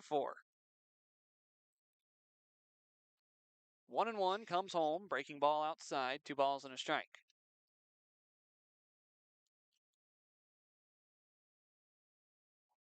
Shikori trying to get through 5 frames with the lead, which would put him in a position to qualify for the win. 2-1, fastball outside, 3 balls and a strike. Most of the Pippins starting to put on those jackets like I'm wearing as the wind continues to make this night feel cooler than it is. 3-1 pitch. Jay takes a slider back over the heart of the plate, and the count runs full. You've got Velasquez at second base, O'Neill trying to find any sort of green grass in the outfield. A look back to second. A second look to second. Shikori brings home the payoff. It's on the ground out to second. Nelson on a couple of turf hops. Sends it on to first, and the side is retired. Halfway home here in Salem, the Berries lead at 5-4. The Pippins, no runs, no hits, no errors. 1 left on base in the 5th. To the bottom half of the 5th, we go. 5-4. Salem, Marion Berries. With that for strikes, line in the home, whether it's water. Summit Cleaning and Restoration in Crown County. Restoration and special cleaning. Bring back extraordinary long way. Northwestern Mutual Sale. Financial plan. Financial planning. It's the right issue. It's what you used to do now. So that you can spend more time doing the things that you love. Stop to play with confidence about your money. Head to sync.nnl.com for more information.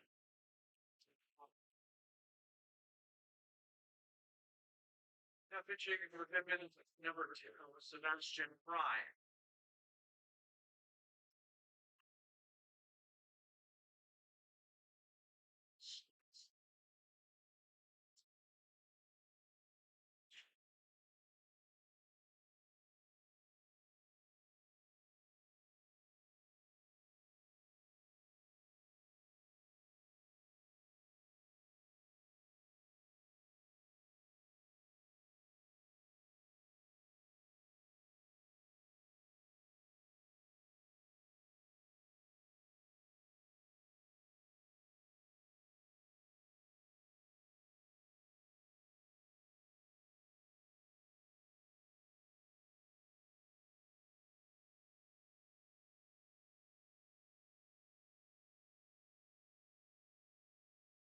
Bottom of the fifth inning here at Chemeketa Community College baseball field, the home of the Marion Berries.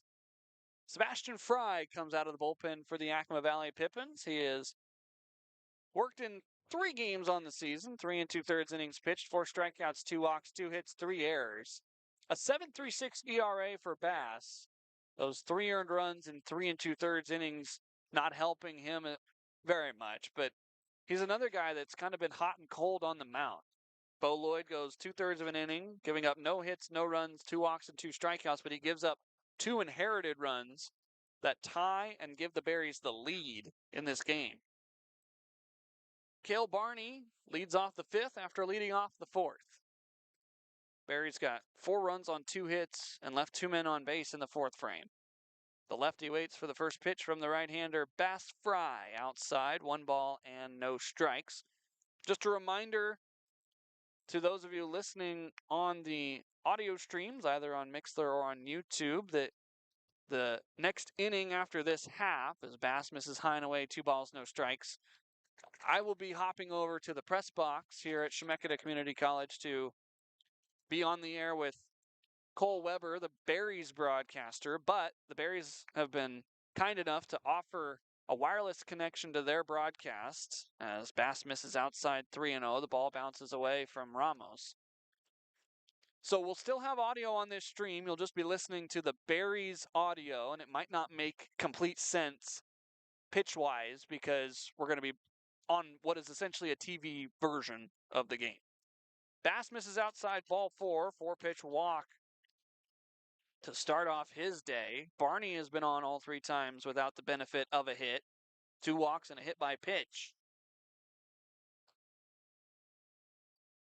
So, you're able to stay here. We'll still have audio on the stream. Just forewarning you, you might not be able to keep up with the pitch count quite as well here on the audio side. So I'll be in the booth for the 6th inning of that game, or this game rather. First pitch swinging by Hudson Flora, the catcher, sends it over towards his bullpen, and it 1-hops into the fencing for a foul ball, 0-1. So I guess if you want to hop over to the Berries broadcast when this half inning is over, then feel free to, but then come on back when I come back to my spot in the 7th. Very kind of Cole to invite me to the broadcast booth for the first of the West Coast League's game of the week. 0-1, bunt laid down back towards the mound pretty hard. Bass going to look to second, but he doesn't have a play. The throw on to first is in time for out number 1. Call it a sacrifice bunt, 1-3. Moving up to second, Cale Barney. Here's Jake Dodge. He's 0 for 2 with a ground out and a strikeout looking. He was an early out after the hit by pitch and the walk that led off the fourth inning, and then back-to-back hits, back-to-back walks, back-to-back strikeouts. Berries were able to get 4 runs across in that fourth frame. First pitch strike stuck on the outer half. Jake Dodge appears to be in a little bit of a funk.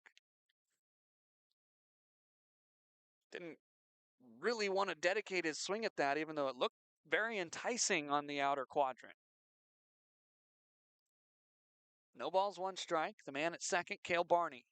Bass looks at him. Now he brings it plateward. Breaking ball below the knees. 1-1. Most of the infield now starting to be covered by shadows, whether by the press box or by the rest of the buildings here at Chemeketa. The outfield's still in sunshine. 1-1 pitch. Fastball high and away. 2 balls and a strike, according to Derek Dunbar, the home plate umpire tonight. His partner, Perry Schofield, is out in the field. Bass comes set at the belt. 2-1. Pitch. Sent back over our way and over into the parking lot. It bounces a couple times through the trees and all the way over towards the sand volleyball fields they have over here at Chemeketa Community College. Don't know why I said fields. They're very obviously courts. Ball just coming to rest out there in the grass. 2-2 the count. Bass gonna throw it in. It's a wave and a miss. Runner takes off for third. The tag applied, not in time. A strong throw by Ramos. Stealing third base, Cale Barney, but striking out, swinging is Jake Dodge. He is down for the 3rd time. So with 2 away, Matthew Major, who is 1 for 2 with an RBI single and a run scored, will hit with an insurance run 90 feet away.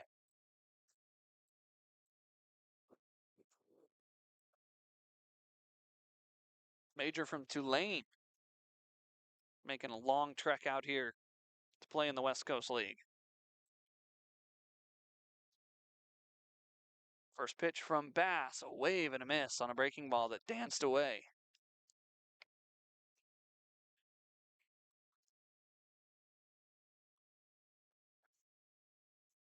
Major was in a 2-2 count and then eventually worked his way to that single in the 4th.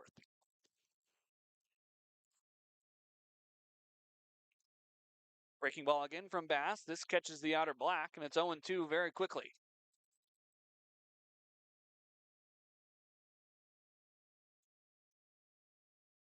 Let's see if Fry can get back-to-back punchies.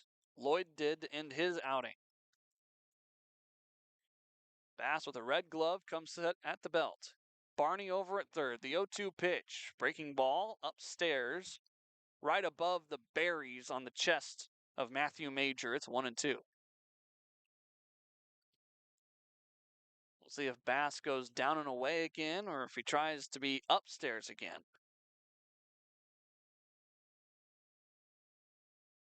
1-2. Bounces away, but not very far. So Cale. Ramos lucky that that one didn't get any farther away than it did up the third base line. Otherwise, Cale Barney might have scored without the help of Matthew Major.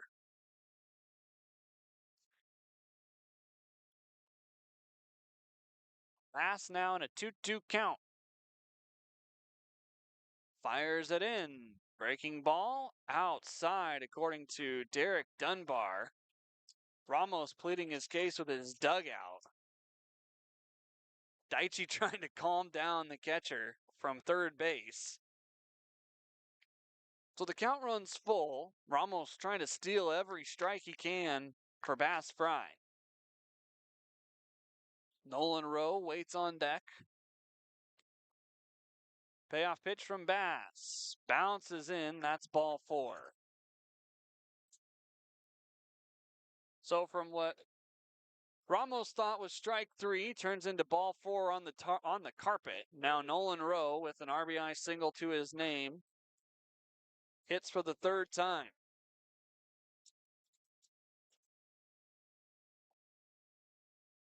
Rowe struck out back in the 2nd, but was able to pick up that hit in the 4th. He was the last run to cross the plate so far in this game, scoring on a wild pitch. We'll see if Major is running it all over at first base. Has a big lead, not going. Bass fires the first pitch fastball above the letters of Nolan Rowe, 1-0.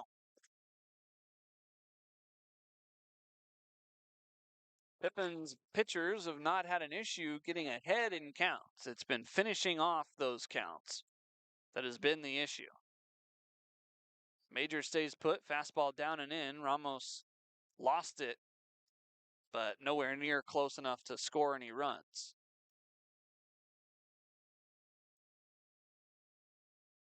2-0 to the number 9 hole hitter Nolan Rowe. Top of the order waits on deck for the Berries. They lead it 5-4 here in the 5th. Major, a big dance off first, but he will not go. The fastball rides inside and hits Nolan Rowe. So Rowe aboard for the second time. And here comes the top of the Berries order for the 4th time. Base is loaded, full of berries. Sawyer Nelson has been on base all 3 times. 2 walks and a hit by pitch. Bass needs an out somewhere. Force play at any base. Fry looking at the trouble around him. The first pitch, a fastball at the letters, called a strike. Nelson still without that first official at-bat tonight, as he has 3 plate appearances. His on-base percentage has risen. 0-1 pitch, drilled into right field. This is down for a hit, might be trouble. Garcia gets to it quickly. There's going to be a play at the plate. Ramos has to pull in front of the plate, and 2 runs score. 2 RBI single for Sawyer Nelson, his first hit of the day, extends the Berries' lead 6-4. Actually, 2 of them scored, so that makes it 7. I was looking up at the scoreboard. They've only got 6. We'll take only the 1 run, but Cale Barney crossed the plate. So did Matthew Major. Moving up to third, Nolan Rowe. And now Coach Crustangel going to pop out of the dugout. He's going to make another pitching change. Pippins relievers struggling a little bit after Mawhinney went 3 1/3. New arm coming out of the pen for Yakima Valley. It'll be their 3rd out of the bullpen. We'll be right back after this pitching change here in Salem, Oregon. Well, it was starts by November.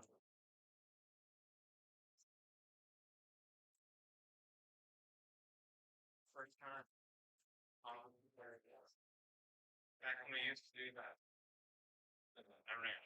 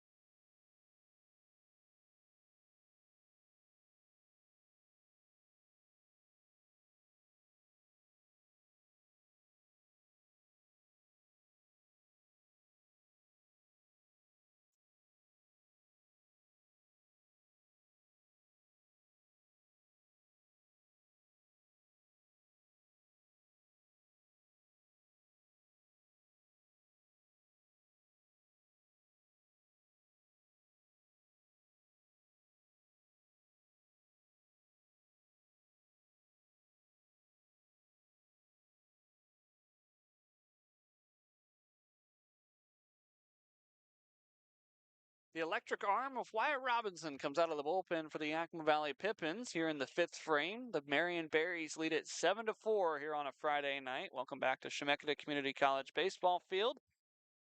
Robinson on the season, 2 games pitched for the Pippins, an inning and 2/3. He struck out 3, he's walked 2. He's given up 2 hits and 1 earned run. Spent the last season at Olympic College, went 0-2 with 2 saves. 16 games, 31 1/3 innings pitched, 65 strikeouts to 33 walks. He was an all-NWAC West honorable mention as a relief pitcher.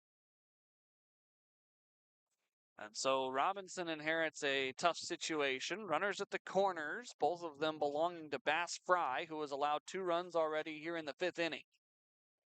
Danny Weidman hits for the 4th time today. He drew a bases-loaded walk back in the 4th. Other than that, he's 0 for 2. Runner takes off at first. Robinson's first pitch is a fastball over the heart of the plate for strike 1, stealing second base Sawyer Nelson for the 3rd time tonight. So now 2 in scoring position. Robinson ahead in the count 0-1. Pippins trail by 3 now. 7 runs on only 4 hits for the Berries. 0-1. This bounces away from Ramos all the way to the backstop, and Nolan Rose going to score for the 2nd time on a wild pitch. Moving up to 3rd, Sawyer Nelson. It's now 8-4. And it seems like what's been plaguing the Pippins the last week continues to carry over here into Salem.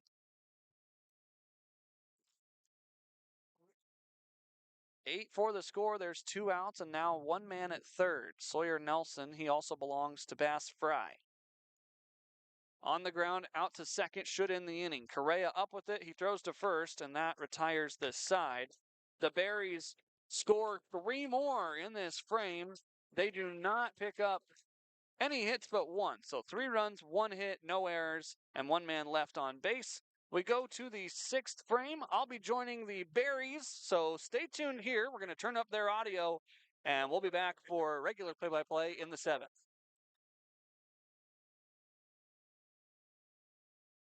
She knows that. Number 5. Which one is through?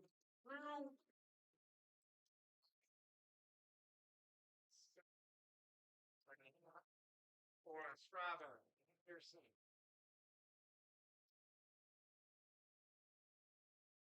But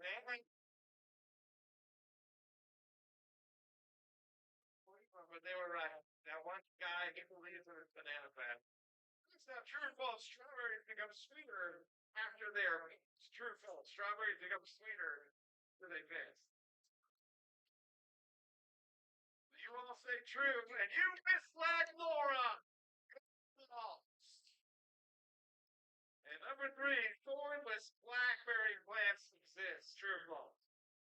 That one is true. You guess true. Everything exists. Believe it or not. We'd like to thank the Berry Commission and Laura for tuning in tonight.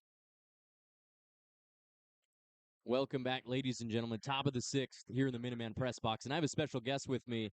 This is the broadcaster for the Yakima Valley Pippins, Harmon Johnsen. Harmon, it's great to have you in here, man. Good to finally be in the booth with you, Cole. I've seen you do some work here over last year and never got a chance to hang out with you. But you know what better way to do it than on a Friday night here in the West Coast League? Exactly, on the WCL Game of the Week, first time in the West Coast League history that we're going to have that, and we're showing off the ballpark here. And you've been stuck out there on the roof last year, coming back for year number 2. But the first thing that I got to ask you, while we have you in here for whatever amount of time that we do, I mean, you're a guy from Nebraska. You're going to the University of Nebraska. You're a Cornhusker through and through. And I have to take you back as we see a ground ball to short coming up on it as Tyler Dunning makes the throw on the run for out number 1 here in the 6th. I have to ask you, if you go back to the 2011, 2012 range, if you had to go back and retroactively keep Nebraska in the Big 12, would you do it? Being a student at Nebraska, no, because the Big Ten resources are amazing. Being a sports fan at Nebraska, if you say football, then you don't move them, or you do move them, keep them in the Big 12. If you're everybody else, you stay in the Big Ten. I really think the Big Ten is been a very competitive conference for all the other sports. It seems that football just hasn't quite caught up yet. And that's the problem with Nebraska being so football through and through. I mean, one of the powers in the 90s, just one of the blue blood programs. And it's really not been there for the I mean, it's kind of tough because you liked those Nebraska teams with Tom Osborne, Lawrence Phillips in the 90s, and it just hasn't been there. But you're right. I mean, men's basketball had one of their best seasons ever this year. I mean, obviously women's volleyball has been fantastic. They're a perennial power. Yeah, I mean, that's the right answer. It's been cool to see the rise of some of the sports that haven't had maybe the love win-loss wise that they haven't. I mean, obviously volleyball's been the big thing for forever. I mean, I have so much respect for John Cook, and I got to meet him personally covering those volleyball games. No way his best friend, but a nice passing hello when you're in the hallways. And um, the basketball team was also a fun story to cover because I actually had a broadcasting class with Sam Hoiberg, who was one of our seniors on the squad, son of the head coach. And Wow. when I got to go cover the men's tournament down in Oklahoma City and see the first 2 wins in school history at the men's tournament, that was really cool to be in the locker room for media availability and say hi to Sam. So That's awesome. I mean, you got Fred Hoiberg's son, Sam Hoiberg, as we see a walk here by Malachi Emery Henderson. First time seeing him on base tonight. Tom of the 6, still 1 out. And coming up is Derek Almeida. But yeah, those 2 wins, and it brought him to a Sweet 16 appearance against Iowa, if I remember correctly. yes, Battle of the unfortunately, Corn. had to have Iowa again for the 3rd time. And who do you think wins that Battle of the Corn? Is there a state? Do you hold pride knowing that you've got your Of top course. 3 in the country in corn? Of course. Iowa has bad corn. I'll say that publicly on air here. Iowa's got bad corn. You heard it here first. Marion Berries live stream in the WCL Live app, WCL Game of the Week. Harmon Johnsen, our guest, the Yakima Valley Pippins broadcaster. But we're going to pivot to some baseball as we see a check swing by Derek Almeida. Did he go? They say no, he did not. That is our base umpire, Perry Schofield. That will be ball number 2. But what can you tell us about these Yakima Valley Pippins coming in with a 500 record, 9-9? You've already beat us in a series. What's the goal this year for you guys? As that pop-up goes out of play for strike 1. I'll let you call that there. The goal coming in, we have new ownership this year, locally owned for the first time in the Pippins franchise history. And it's been awesome to see kind of the fan engagement has ramped up. That's around the ballpark, not necessarily the on-field product.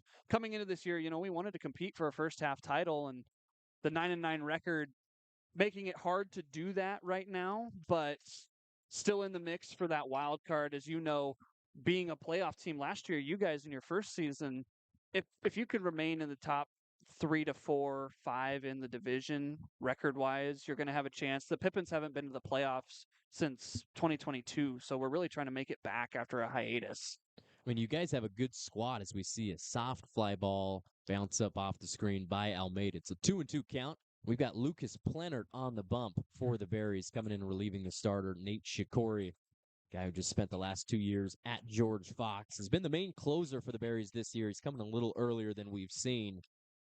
But yeah, Yakima didn't make the playoffs last year, but we've seen, I mean, just use the Berries as evidence as Plenert rings up Almeida. Fastball, 87 miles per hour, low inside corner, gets him looking for out number 2. People are going to forget because we played 18 games on the road, and we didn't really get to watch it here on this stream.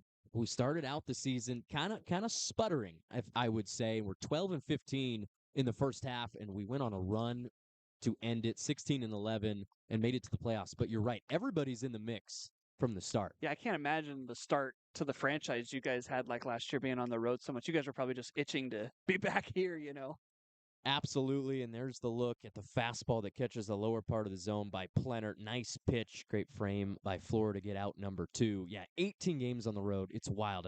I can't even imagine it for those guys as we see a soft fly ball. Back to get it is Sawyer Nelson, who makes the grab for out number 3. And Harmon, we're going to take a break here on the broadcast, but if you want to stick around for the bottom half of inning number 6, you are more than welcome. Always my welcome. listeners are over there listening to us, so of course I'll stick around. Fantastic. We love it. We're going to take a break. Cole Weber with you. Head to the bottom of the 6th. Berries up for WCL Game of the Week. Marion Berries Baseball live on YouTube and the WCL Live app.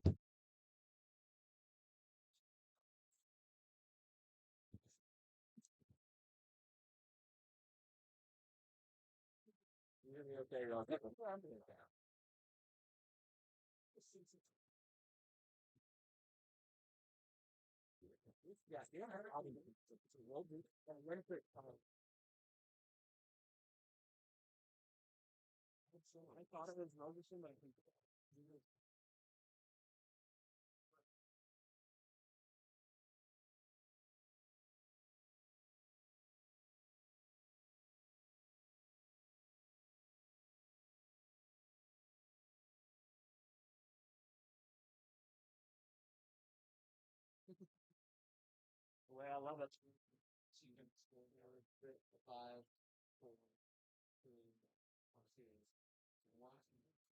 And we are back for the bottom of the sixth inning here at Chemeketa Baseball Fields. And here's a quick look at what's going on across the WCL tonight. Portland with a 4-run lead over the Springfield Drifters, who sit in last place in the WCL South. Good game in Corvallis. Riverhawks and Knights, 1-run game. Corvallis with the lead. Wenatchee's putting it on Nanaimo. Those are two top 3 teams in the North Division. Apple Sox up 15 runs. Bellingham 7-1 over Kamloops. Tie ball game, Walla Walla and Richfield. And that's a really important series. Kelowna 13-1 over Bend, and Victoria 5-1 over Port Angeles. But Harmon Johnsen, the Yakima Valley Pippins broadcasters, back with me in the box. And you guys have seen Richfield once. You haven't seen Walla Walla yet. What can you tell me about that Richfield team? They came here. They swept us. They really put it on us. Well, what did you think of them? We saw Walla Walla opening weekend, actually, Cole. Oh, you did? Okay. They were our home opener, opening day. Ridgefield, though, that's a squad. That is a real squad. And they took the first 2 games from us. I think they had an off night just offensively on game 3. We won that game 13-1, but they have a couple of guys that I think are draft worthy. I think they have a couple of guys that are really going to make some noise. The Hearn kid for Ridgefield, obviously doing some good things because they've got that squad up at the top of the division, 13-5. That's impressive. They're super impressive, and I was talking to their assistant coach Nick Allen. I mean, back when they swept us last weekend, and he said it's such an interesting situation for them. Same ownership as Cowlitz. That team falls; it's defunct. So you kind of have you were used to splitting those players up between 2 squads, and now they're all in the same roster, and they've got a bunch of bats. You mentioned Isaiah Hearn. I mean, we saw him with that 50% swing, 410-foot home run over the right field scoreboard last weekend. Yeah, that's a guy who could go in the draft. That order is scary. So we see strike number 3. Martin Serrano leading off the inning. Watches a 90-mile-per-hour fastball go by from Wyatt Robinson, the Olympic College kid, to get out number 1 here in the bottom of the 6th inning. That's a good pitch by Wyatt. He's had some up and down type outings, and so to see him respond, he's got electric stuff. Fastball sits at around 92, so to see him around the zone tonight, that's really encouraging for me. Fastball is really firm, really straight, and got Serrano right there on the low outside corner. Nice spot as well. And he goes with the curve there, coming in at 71. Didn't break enough. Stays up and out of the zone to Tyler Dunning, who struck out in his last 2 at-bats. He's over 3 tonight. Would love to see him get the bat going. He plays such a good shortstop. This is a guy playing at UCLA. And it's so weird to think UCLA and the Big Ten playing the same conference as Nebraska, but that's the world that we live in now. Yeah, welcome to my life, trying to adjust to the late night games. I remember circling on my calendar going back to basketball when the guys were out in UCLA in Westwood playing against the Bruins. That's a 10 o'clock Central Time start, 8 o'clock start time here on the Pacific time zone. But I was actually in Indianapolis for the women's Big Ten basketball tournament, so which was Eastern time.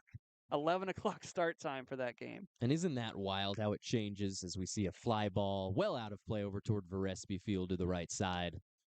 2 balls, 1 strike. Welcome back inside the Minuteman press box, everybody. Harmon Johnsen wearing the Pippins cap. It's a nice color green. Cole Weber with you, voice of the Berries. 1 out here in the bottom of the 6th. But you're right. I mean, Indiana being the East Coast time, going over the border from Chicago, it's really strange.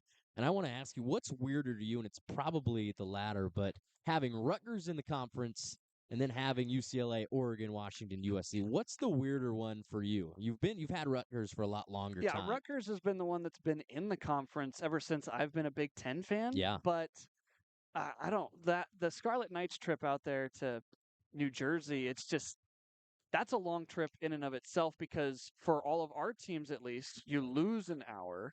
going out to play in Rutgers, whereas you gain a couple hours going to the West Coast. Mm-hmm. So I think if you were to ask the teams, they'd much rather see Rutgers drop away and keep the West Coast side. But Rutgers has been one of those teams that has just been around for forever, it feels like, in the Big Ten. It does. It feels like a long time as Tyler Dunning walks. Thought he walked the pitch before, but it caught the bottom of the zone. That gives the Berries a base runner here in the bottom of the 6th. But you're right. Rutgers, they never felt like a Big Ten school to me, and that's probably the problem. They always felt more Big East, ACC-ish, just because of where they were. But now we don't even care about region. I mean, you could be from anywhere. How about this one? Northern Illinois playing in the Mountain West, Sacramento State in the MAC. Can't we just swap that? Wouldn't everybody else be happier? What about Stanford playing in the ACC? Don't even get me started. being a West Coast guy, as we see a hit by pitch, man, that one hurts. Cale Barney has had himself a day. That's 2 hit by pitches, 2 walks for him. He's been on 4 times. 0 for 0 in this game. That's 2 base runners now for the Berries. We got to go back. Being a West Coast guy, loving the Pac-12, seeing that fall away, and then Stanford and Cal panicking and deciding, you know what, we're going to head to the ACC, the Atlantic Coast Conference, as we sit a few miles away from the Pacific Ocean. Come on, that's disgusting to me. It's certainly different. It's made watching sports a lot more interesting, Oh, yeah. especially those ACC conference football games on a Friday night. Yeah, you're completely correct, and I feel for those volleyball players, badminton players, anything you want to say, going from Stanford and having to fly over to Miami, Raleigh, anywhere you want to say, over on the East Coast, multiple times a week. That sucks for them. I feel for them, but they're also D1 athletes. Yeah, well, we just came off of our trip to Edmonton, and Yeah, tell me about if that's that. any experience of what it's like to be a D1 athlete, I feel, I mean, I am so appreciative of what they do and how they're able to perform. Josh Mawhinney, who started for us tonight, I think felt the effects of that plane trip, long bus trip. We were in Ridgefield. We got up at 2 a.m, got on a bus, crossed the border at about 7 o'clock, got on a plane at about 11 o'clock, landed in Edmonton, lost an hour because they're in mountain time, got there at about 3, got to the field by 4:10 and took BP, you know. So it's a long day, and I'm not going to make excuses for any of the results that we had up there, but it is a very different form of travel than you get used to in a league like this or in most of the colleges these guys play at. And we talked to Rob Nair a couple innings ago as we see an inside fastball called a strike against Hudson, Florida to start the at-bat 1-1. But he talked about just the geographical size of this conference, just ranging all the way to Alberta from Springfield. But Edmonton's in a league of their own. They're so far away. It's a plane trip no matter what. We have yet to go up there. They're coming down here later in the summer. But what can you tell us about that ballpark, that press box, anything else about that environment? It's beautiful. It's a former AAA ballpark. The Edmonton Trappers were there from the 80s and 90s. There were a couple of other collegiate or semi-pro teams that played there until the Riverhawks were founded in 2020. But you definitely feel the major league type atmosphere. 9,200 fans can fit in there. I think the biggest capacity we had was the Saturday game. There was about 6,000, 6,500 people there. Wow. So you really feel the energy in the ballpark. The press box is great. They've got multiple booths for guys like us that want to go up and call games and have a space to themselves. It's a little bit of a hike to get up there. It's about 3 floors up. So getting down to the field for the post-game interviews was a little bit of a challenge, but we made it work. Swing and a miss by Flora gives us a full count with 1 out and 2 runners on here in the 6th inning. Yeah, Edmonton beat you guys in the series, but they're 7-11. They're right now sitting second to last in the North Division, and we talked about it a little bit ago, but everybody kind of bunched up there in the South. Ridgefield 13-5. They've got a 2-game lead. Walla Walla's 11-7. If you go down to us, we're 3 games behind them. That's the 2nd to the 6th spot. So we're all right there. Hudson, Flora is going to have to walk back to the dugout. Struck out looking by Wyatt Robinson, who's had it going here in this inning. 87-mile-per-hour fastball in the zone. Is this the best you've seen from him so far this summer? It's one of the best, I would say. The fastball velocity is a little bit down, but I think as long as he's in the strike zone, he's going to feel good. He was a closer type at Olympic, and so the ability to come in and throw strikes and hopefully strand a couple guys here would be big for him. Yeah, he gets Jake Dodge swinging to start this at-bat with 2 outs. He'd only pitched an inning and 2/3 coming into this game so far in the summer, his 3rd appearance.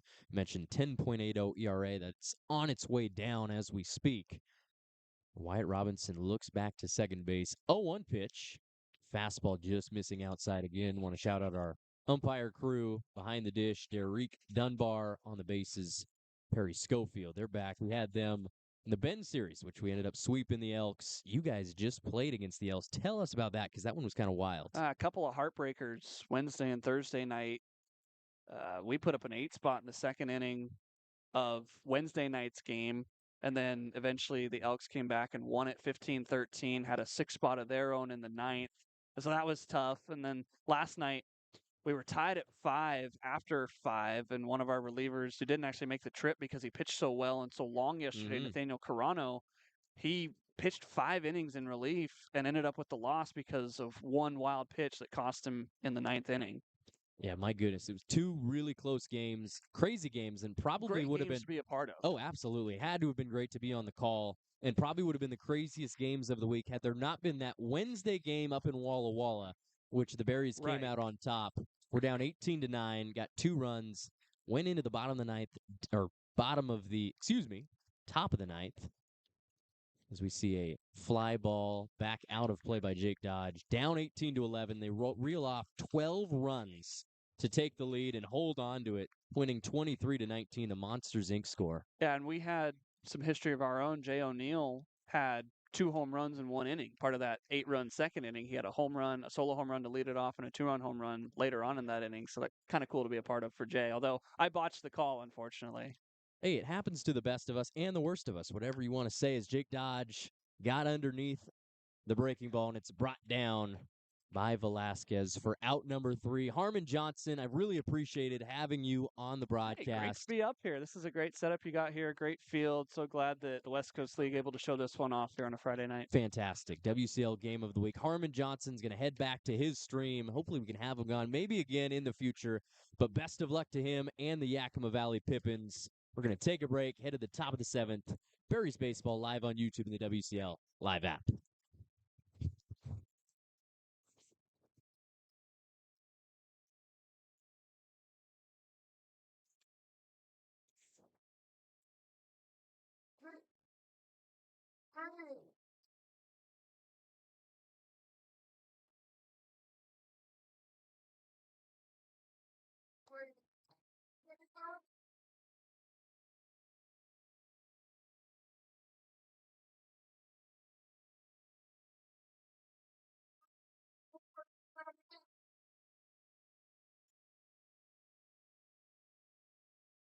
Thank you, Leroy. Pippins Harmon Johnsen, local expert, proven growing delicious and nutritious fruit for lovers of all ages for 3 generations. Willamette Valley Fruit Company, the best from our land to your hands.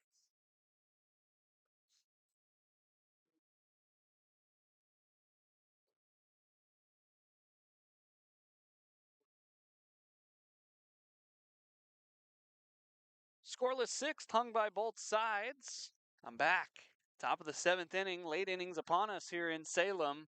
So thankful that Cole Weber and the Berries broadcast staff kind enough to invite me on, and thought that was a pretty good conversation. Talked about some of the Nebraska in me, talked about the Pipps and the West Coast League in general.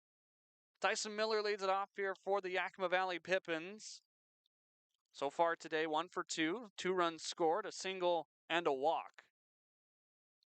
Lucas Plinert in for his 2nd inning of relief, as that pitch gets away from Flora, the catcher. 2 balls, no strikes.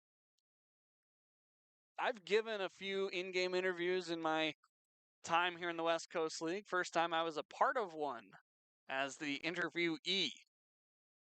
2-0 outside to Tyson, 3 balls and no strikes. That's definitely going to go up on the broadcasting YouTube sometime, maybe later tonight. We'll see.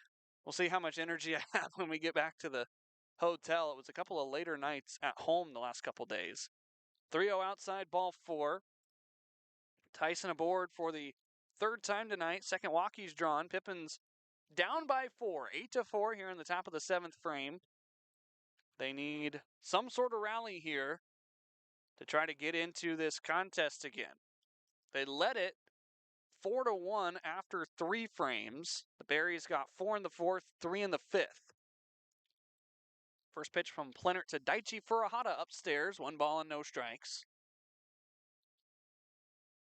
There's a chance for a plug from me if you want to catch up with some of the Pippins highlights and some of my broadcast highlights. Harmon Johnsen Broadcasting on YouTube.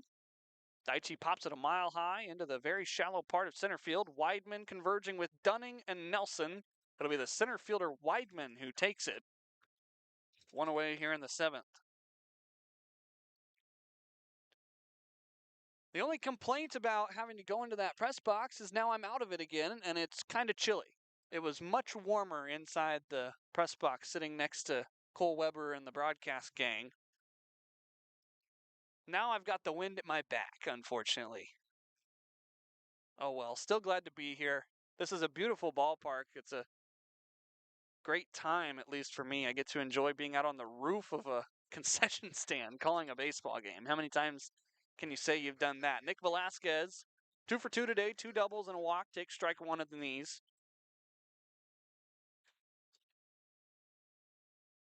Plenert with Tyson Miller over at first with a very short lead. Nick takes down and in. That's ball 1, 1 ball and 1 strike. I do have a pair of sweatpants out in the bus, but the bus is a long ways away to try to make it in a half-inning break.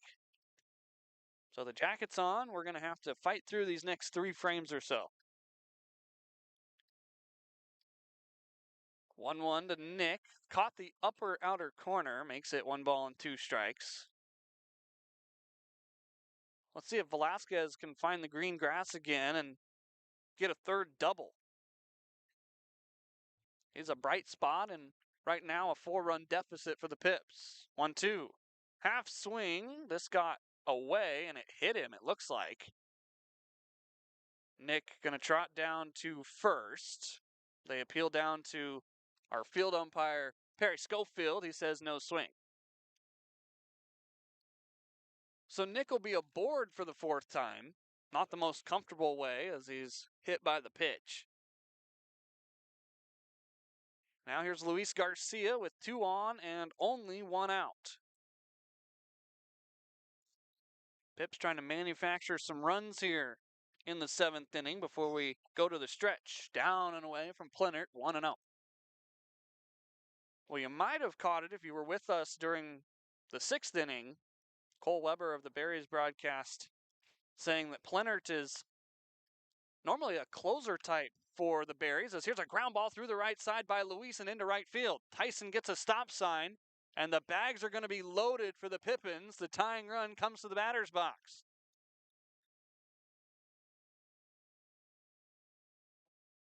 Luis going the opposite way, and Jay O'Neill represents the tying run in this contest. That will force a visit by the Marion Berries.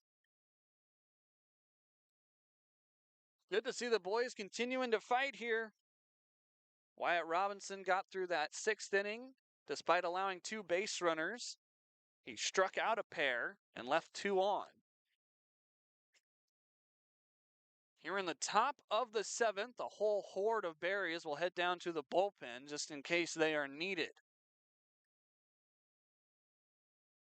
Derek Dunbar will go out to try to police the mound visit as the time expiring.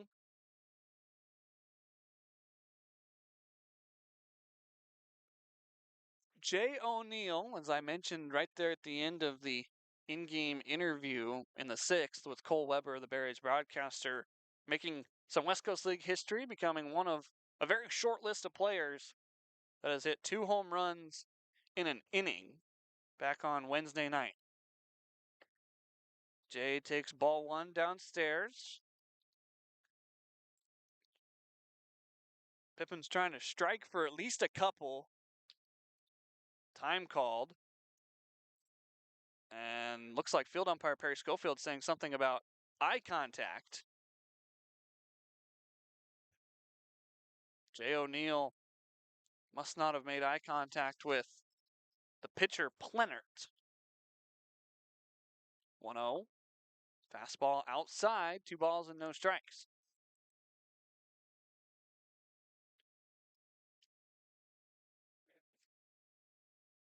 Would love to see a deep count here.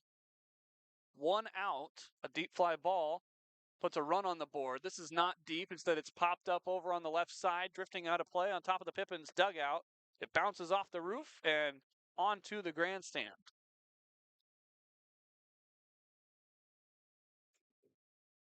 So 2-1.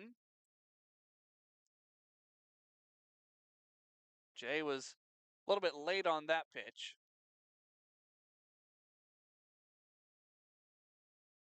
Outfield playing Jay to pull in the air. 2-1, high and away, no place to put Jay O'Neill.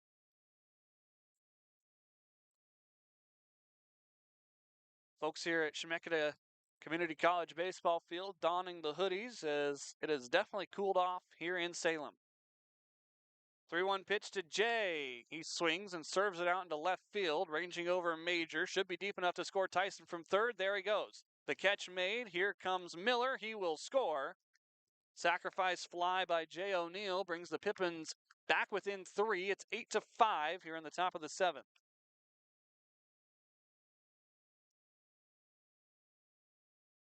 Give O'Neill an RBI today. He is the second out of the inning. No other runners moved up on the ball out to left field. Here's Jackson Upton, who came in defensively for Abel Ramos in the 6th. Wave and a miss for Upton. Upton got his first hacks last night, going 0 for 2 with 2 strikeouts. Down and away, nearly got away from Flora, the catcher. So Ramos replaced in the 6th frame defensively. His spot in the order comes up here in the 7th.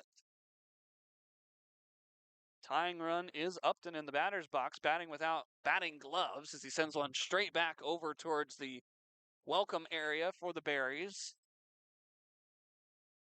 1-2 the count. 2 outs in the frame. Malachi Emery Henderson waits on deck. Here's the pitch. Down and away, just a touch. So now it's 2-2. Upton attending St. Martin's University. 2-2 pitch. Breaking ball, buckled the knees, but it was downstairs. The count runs full. And the Pippins base runners will get a head start. Nick Velasquez out at second. Luis Garcia at first. Plenert comes set at the belly button. The payoff pitch is inside ball 4, and the inning will continue. Bags reloaded for Yakima Valley. Here comes Malachi Emery Henderson. Had some hard contact back in the 4th inning. Drew a walk in the 6th.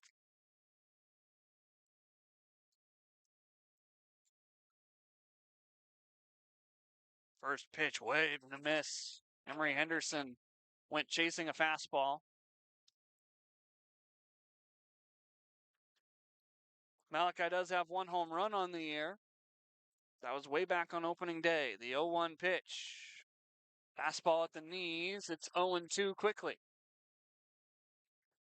Malachi has not been the best at protecting in 2-strike counts. He needs to shorten up and protect with the bases loaded here. The 0-2 pitch. Outside, fastball, 1-2. Some orange skies starting to hang out overhead with the clouds. A little bit of cotton candy off to our south. 1-2, bag is full of Pipps. Malachi serves it softly over on the left side. Rowe, drifting behind the bag, stabs the ball in fair territory and makes the catch to retire the side. The Pippins get 1 on only 1 hit. There were no errors and 3 left on the base pads. 3-run game as we head to the stretch. Bottom of the 7th is next. Enjoy. Take me out to the ball game. Pretty close to town. South. Oh, I think we're going to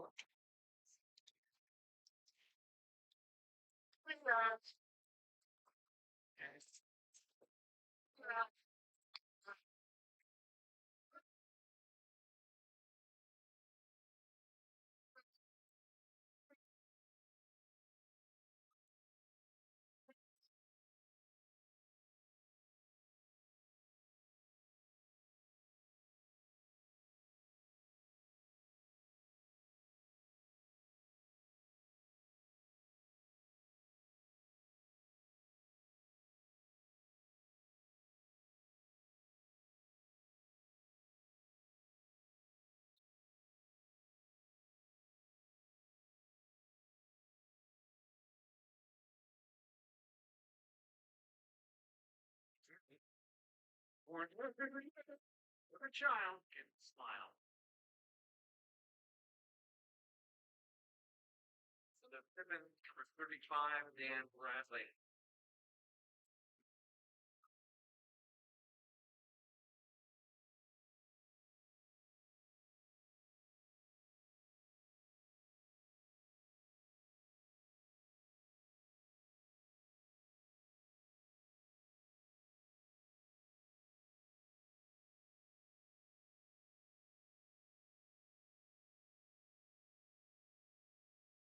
Dan Bradley, the new pitcher for the Yakima Valley Pippins, making his third appearance on the year, an inning and a third he has worked.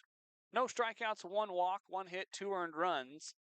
That is a 13.50 ERA.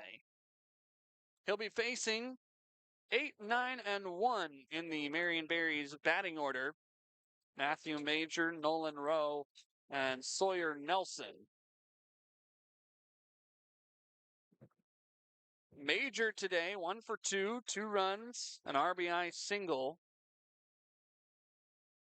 8-5 the score here in Salem. Pippins on the road for their 10th road game. 10th of 12 here in the first half.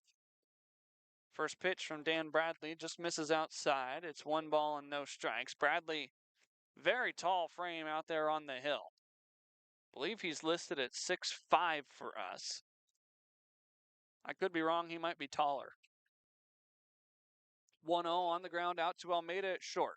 He scoops, he throws, and there's 1 away here in the 7th.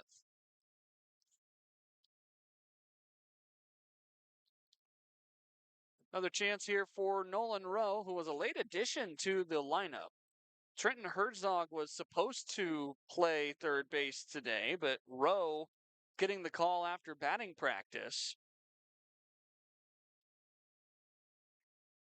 He's made the most of the spot start.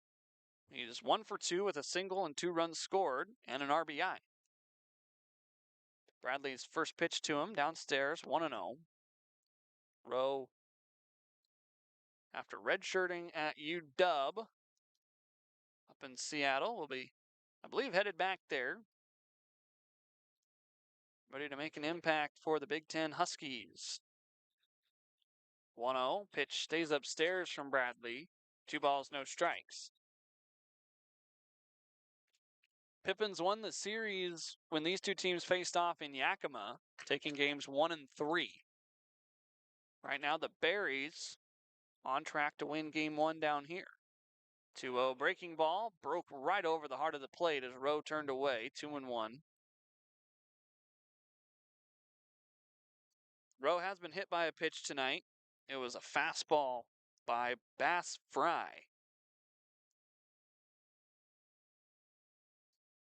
2-1. Another breaker. This one outside, though, makes it 2-2. Or, excuse me, 3-1. Wanted it to be 2-2. Instead, 3 balls and a strike to count. Bradley takes a deep breath, fires home, and Nolan Rowe has drawn a walk.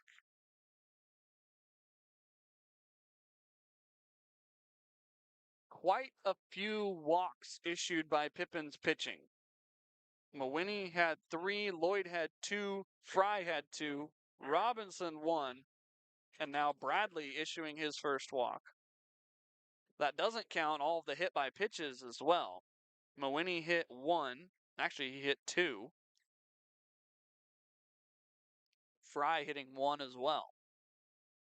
Throw to first, and no tag applied. Velasquez pulled off the bag. Sawyer Nelson, the leadoff man, picked up his first hit back in the 5th inning. He is 1 for 1. He's walked twice. He's been hit by a pitch. He's been on base all 4 times. He's got 2 RBI.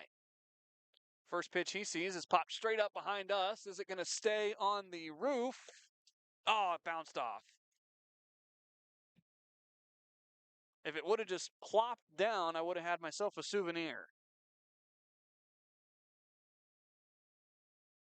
0-1. Somebody down by the concessions is going to walk away with the baseball. Bradley sends it home. Pitch outside, 1-1 strike. That was probably as close as I can get to a ball without it actually hitting the table. It was probably 10 feet. Didn't feel any pressure to cover up any of the equipment, so that it wasn't quite as close as it could have been. 1-1 breaker up above the letters, 2-1. I still think that there's a chance that we could get a ball right in my lap during this series. Nice wide open space. Bradley set at the letters. Here's the 2-1 pitch. High and away. Pulls up and out of the crouch. It's 3-1. Pippins do have some bodies stirring down in the bullpen. I see John Witt's number 11, but I don't know that he would pitch in this situation.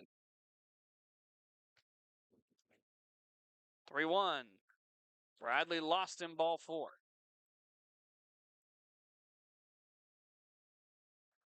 Back-to-back walks issued by Dan Bradley, and that'll bring up Danny Weidman,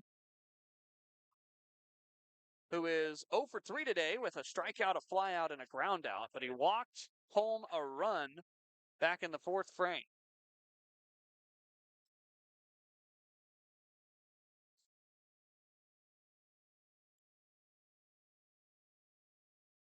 Bradley comes set at the belly button. Takes a look back to second base. First pitch to Weidman, a strike at the top of the zone.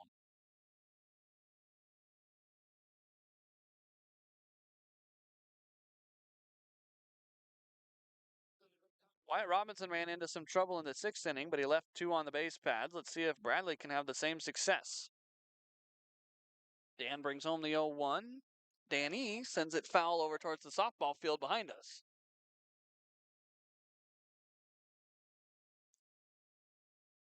Weidman been playing a good center field so far today. Cool temperatures persisting here in Salem. Bradley set.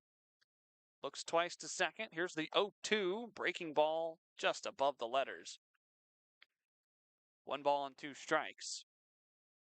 Well, first pitch temperature here in Salem was 77 degrees. It is now 68 degrees.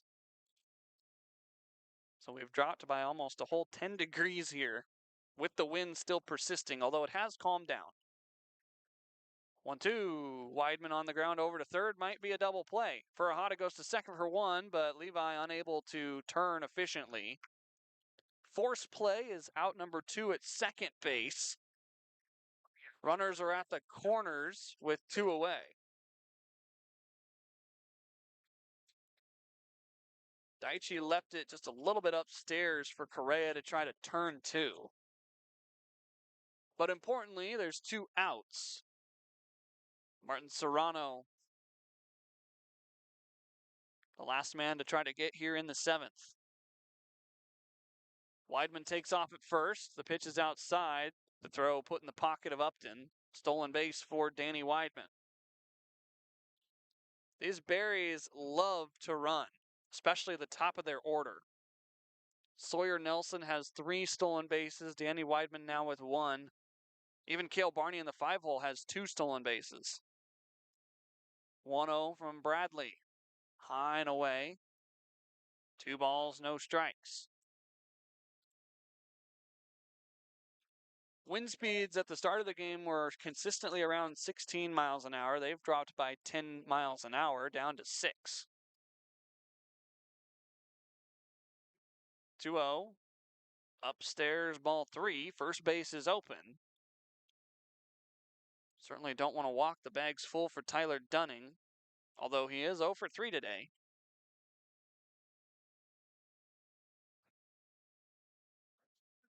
Runners get their leads.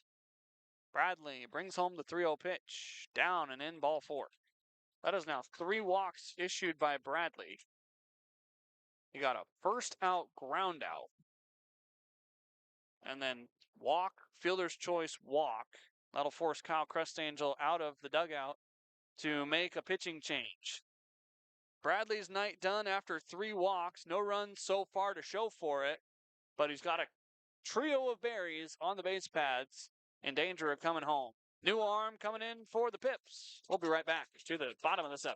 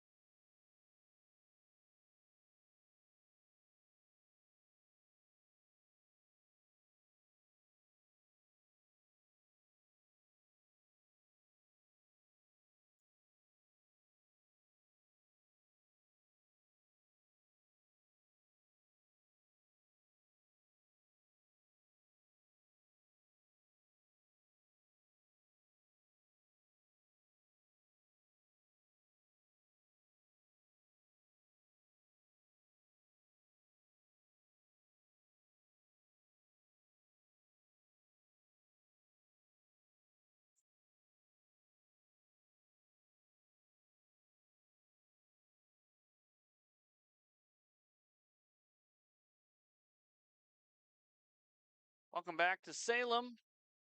The Berries lead it 8-5, but they've got 3 insurance runs on the base pads, courtesy of 3 walks by Dan Bradley. Shifu Hasegawa comes in to pitch for Yakima Valley. Has been used in multiple different scenarios, just trying to eat some innings, or sometimes these higher leverage situations. Playing in his 6th game, 6 1/3 innings pitched, 3 strikeouts, 5 walks, 10 hits, 7 strikeouts, a .995 ERA for Shifu. The velocity going to be a lot lower than what these Berries have been facing, as the first pitch got a bit of the jersey of Tyler Dunning. It's a hit by pitch, and a run's going to score.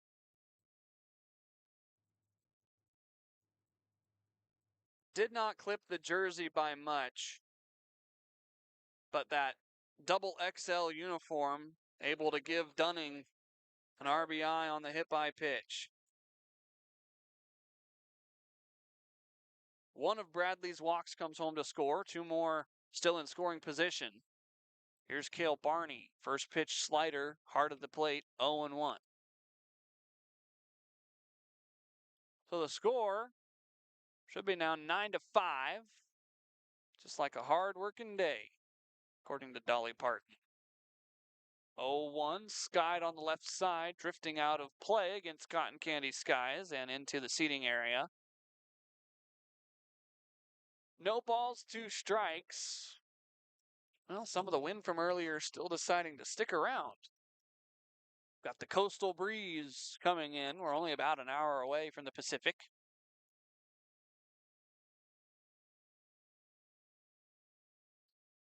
Hasegawa ahead in the count, 0-2. Shifu delivers. High and away, ball 1. Cale Barney does not have an official at-bat today. 2 walks, 2 hit by pitches, 2 runs scored, and 2 stolen bases. 1-2. Late on a high breaking ball. Barney saw the slower velocity and decided, what the heck, I'll swing for it anyway.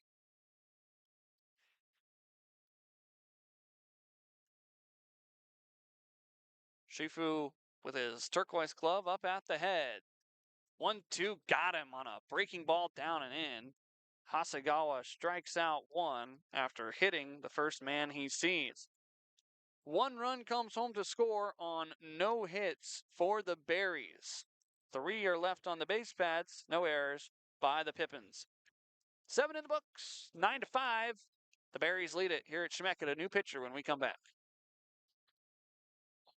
It's rather simple. It's bottle flip. Can I get Cameron Lance correct? Joe Evans. We have 4. What? 40. Jackson. You listen. All right, ready? No. 0. 1. 1.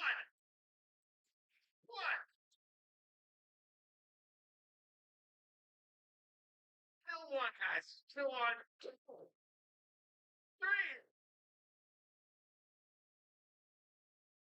2. 3, 4. 4. Next one wins. Win a club 5 Finn Van Bricks.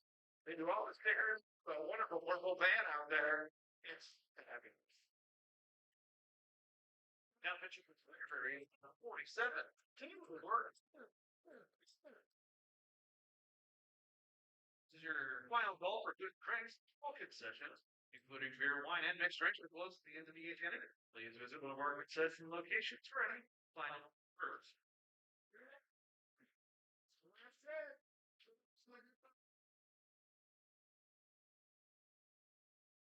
Eighth inning upon us here in Salem. Welcome back to Chemeketa Community College baseball field. I'm Harmon Johnsen, your voice of the Yakima Valley Pippins. Pipps trail 9-5.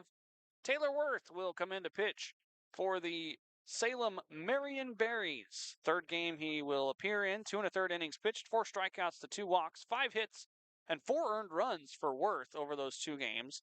Good enough for a 15.43 ERA. Opponents batting .417 against him. So maybe a chance here for Yakima Valley to claw their way back into this game. They need 4 runs over the next 6 outs on offense. Derek Almeida starts us off. He's 0 for 3. Worth fires in his first pitch inside, 1-0. When Worth comes set, his back is almost completely turned to the hitters. And so it's definitely an uncorking of sorts for the right-hander from Coronado, California. 1-0. Slow breaking ball. Almeida couldn't quite bite on it. 1-1 the count. Almeida with some light blue gloves to go along with that green jersey top and gray pants. 1-1 from Worth. Fastball inside. Almeida backs away. Didn't even do my look around the West Coast League because I was getting prepared for the in-game interview with Berries broadcaster Cole Weber. So we'll get you some scores here when we get a free moment. 2-1. Almeida serves it into center field, charging Weidman, but he won't get there as it falls in for a base knock. Derek Almeida now 1 for 4 today, a leadoff single here in the 8th. That'll bring up Levi Correa. Bottom of the 9th inning in Port Angeles, Victoria leads the lefties 5-1. Top of the 8th in Springfield, the Portland Pickles leading 9-6 against the last place Drifters. Top of the 8th in Corvallis, the Knights lead the Edmonton Riverhawks 6-4. Final in Wenatchee, the Apple Sox win it 15-3 over Nanaimo. First pitch, Correa swings through a fastball 0-1. This comes after the Night Owls took all 3 games from the Corvallis Knights. Bottom of the 8th inning in Bend, Kelowna leads it 14-1 over the Bend Elks. 0-1. The pitch. Foul tip. 0-2. Correa behind in the count. Kamloops at Bellingham tonight, top of the 9th inning. The Bells lead it 8-3, about to win that contest. And bottom of the 9th inning in Ridgefield, the Sweets have a 1-run lead on the Ridgefield Raptors 5-4. Trying to dethrone the top team in the league and move into a tie for first place. 0-2 pitch to Correa. Fouled at the dish. Folks here heard last call. They're really hoping that Correa can give them one more free beer before they head out.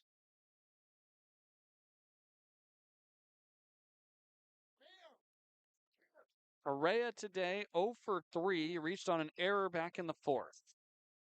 0-2, fouled straight back into the netting. Levi stays alive. Couple of interesting scores from around the league. Wenatchee now up to 14-5 on the season.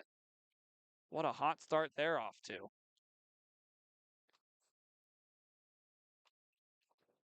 Another 0-2 pitch upcoming here to Correa. On the way, breaking ball drops in for strike 3. One away here in the 8th. Top of the order back up to hit for Yakima Valley. Tyson Miller has been on base 3 times today. 2 walks, a single, a stolen base, and 3 runs scored. He's scored 3. Furahada scored once. Velasquez has scored once.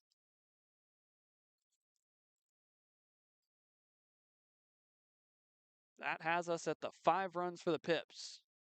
Tyson takes ball 1 downstairs. On base numbers looking better for Tyson and Nick after tonight. Tyson 3 for 4 in terms of getting on base. Nick 4 for 4. Pippins need a couple more base runners to go along with them. 1-0 downstairs, 2 balls, no strikes.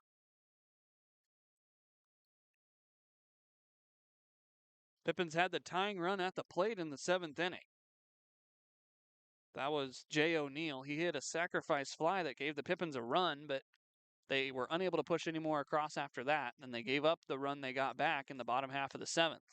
Tyson takes 2-0 outside to make it 3 balls and no strikes. This game still within a swing's reach if you can get some guys aboard. That's just been the problem, is getting guys aboard. 3-0 from Worth. Tyson made him throw a strike. It's 3-1.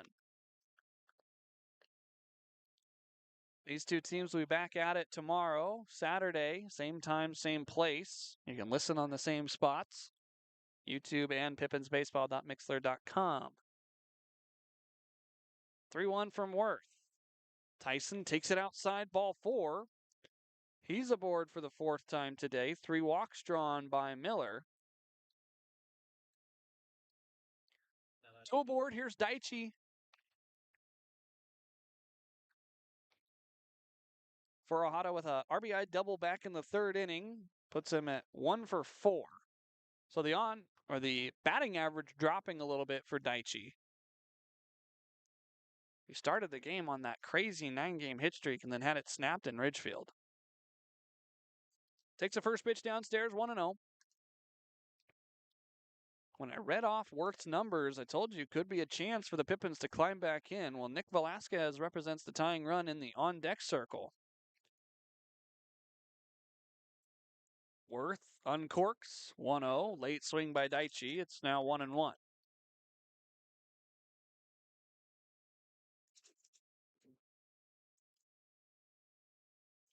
You've got Almeida at second.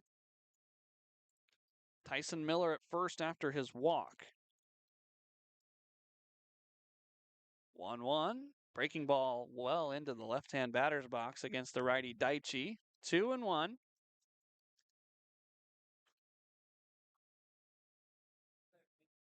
Pippins looking for a little bit of life here. Down by 4 here in Salem. 2-1. Pitch below the knees. The count moves to 3-1. There is action of the right-handed variety up in the bullpen for the Berries. Worth nods his approval for the sign, turns his back to the plate. Takes a look out to second. Here's the 3-1 pitch. Daichi swings through it, lunging for that pitch. Count runs full, 1 away.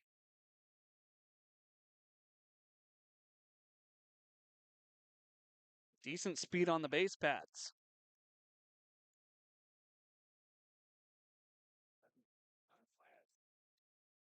Payoff pitch upcoming here to Furahada.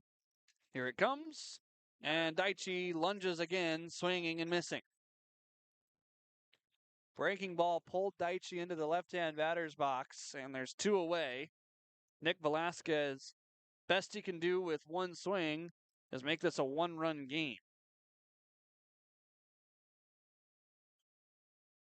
Velasquez 2 for 2, pair of doubles and a walk and a hit by pitch. He's got 2 RBI on the night as well.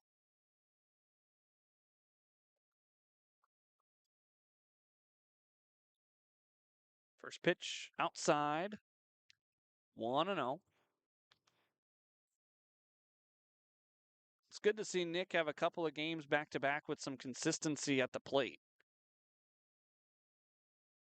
The outfield shift for the Berries is one of the oddest I've seen in the game of baseball. 1-0, down and in, nearly got away from Flora. The right fielder, Barney, is playing in his normal spot.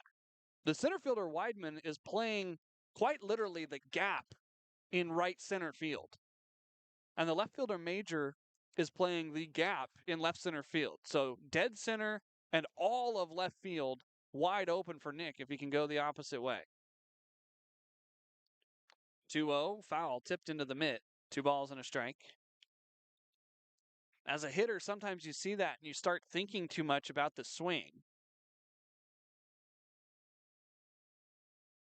I don't think I've seen a shift quite this aggressive, though, from an outfield. You see it a lot on the infield. You put 3 guys on one side, bunched together. But the outfield, there's just so much more room to cover. 2-1 outside. And whether by intention or not, Worth continues to pitch Velasquez outside, which makes it that much harder to pull the ball. Interesting strategy being used here by the Berries. 3-1 the count. Velasquez would take his walk. Here it comes. Breaking ball over the heart of the plate. So now the count full. The runners will be off. Action pitch upcoming as Weidman gets a quick sprint in out in right center field.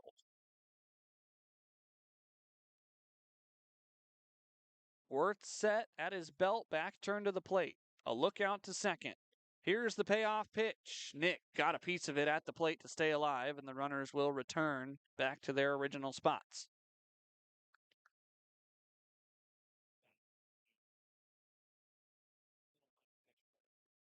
Big moment in this ball game. Pippins trying to put a couple of runs on the board.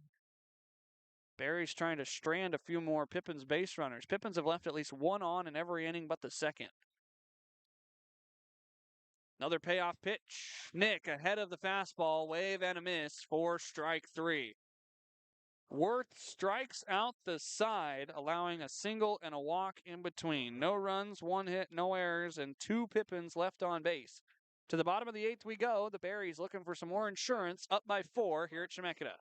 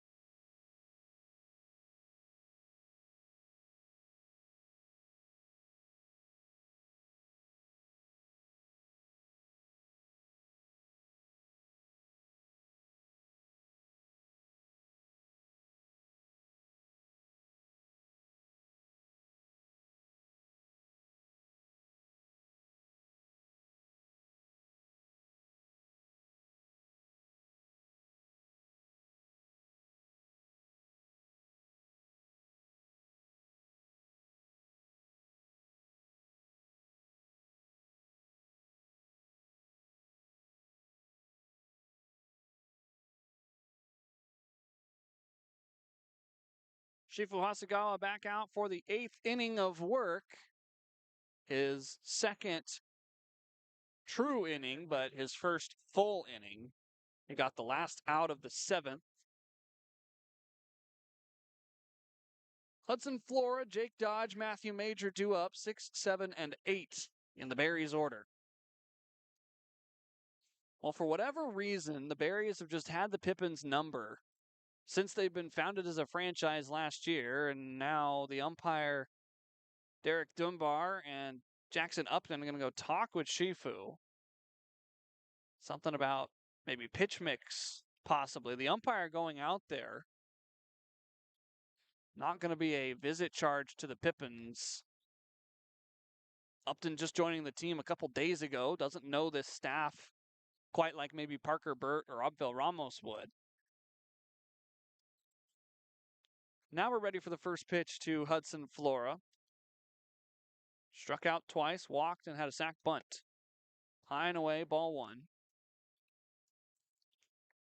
The Berries, all time against the Pippins, lead the series 6-3 after sweeping the Pippins at Yakima County Stadium last year in the first meetings ever. 1-0, below the knees, 2-0. And then coming down here to Salem, the Pippins actually took the middle game of a 3-game series in the month of July last year. Pippins do have the 1-game streak in this series. 2-0, there's a strike. 2-1.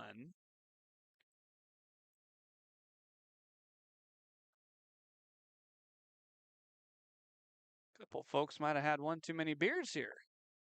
2-1, now 3-1 as the pitch misses outside.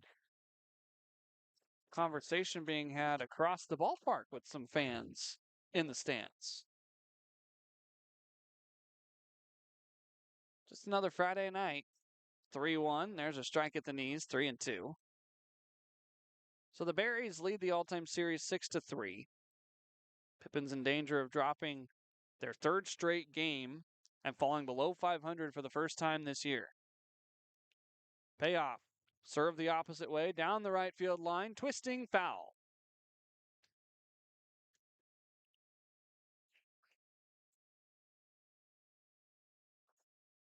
Ball gets brought back into the infield, but Levi Correa will send it off to the umpire, Perry Schofield, before it ends up in the Berries dugout. Everybody resets. Payoff from Shifu. Breaking ball just above the zone. Leadoff walk here in the 8th inning to Hudson Flora. I'll bring up Jake Dodge, who is 0 for 4 tonight. Well, if there's one man that the Pippins have been able to keep off the base pads, it's Dodge. In fact, by my scorebook, he is the only Berry that has not reached base in some capacity tonight.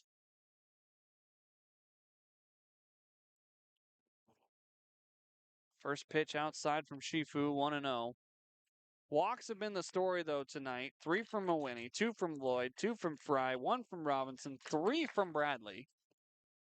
And now a walk and a hit by pitch by Shifu. On the ground, might be a double play. Second to short, back to first. Double play. Yakima Valley getting close to 20 now on the season. Hudson Flora's walk erased. 4-6-3 in your scorecard. And Matthew Major represents the last hope to extend the lead for the Berries. They lead at 9-5 here in the bottom of the 8th inning.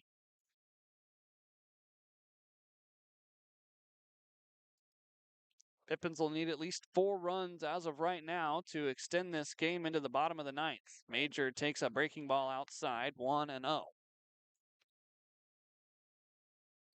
Shifu's relative low velocity means he'll probably be available the rest of this weekend, but question is will the Pippins have a scenario where he is needed to pitch?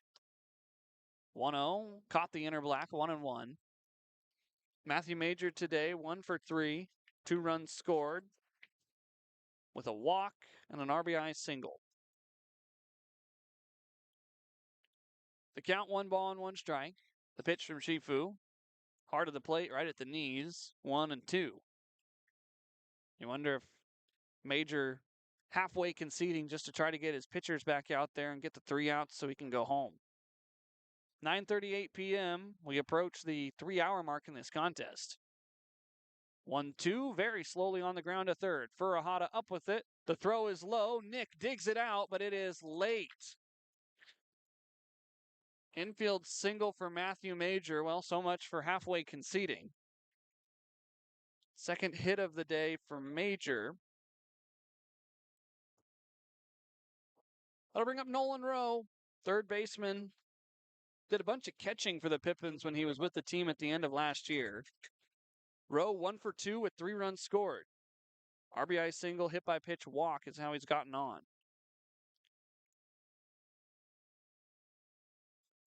First pitch just below the knees of the Washington Husky, 1-0.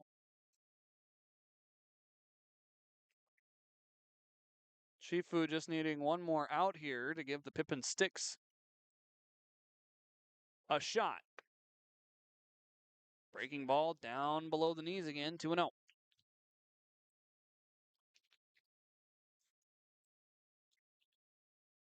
Five runs, 8 hits for Yakima Valley. 9 runs, 5 hits for the Berries.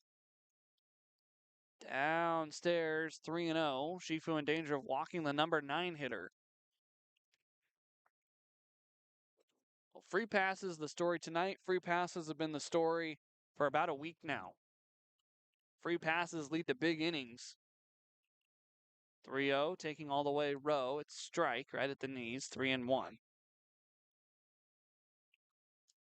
Hard to limit damage when a couple walks put a couple of guys on ahead of the one hit they need to make it happen. 3-1, down and in, ball 4. Shifu issues his second walk of the inning.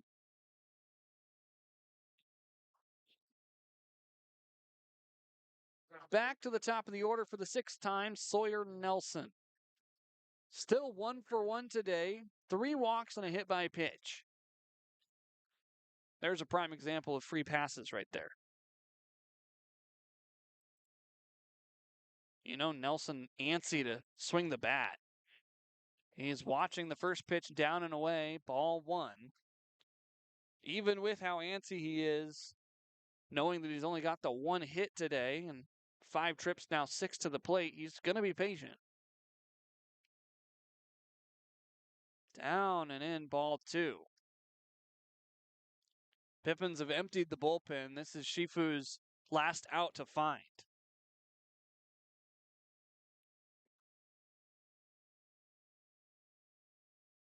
2 balls, no strikes. There's a strike on the outer black. Breaking ball came back door. Makes it 2-1.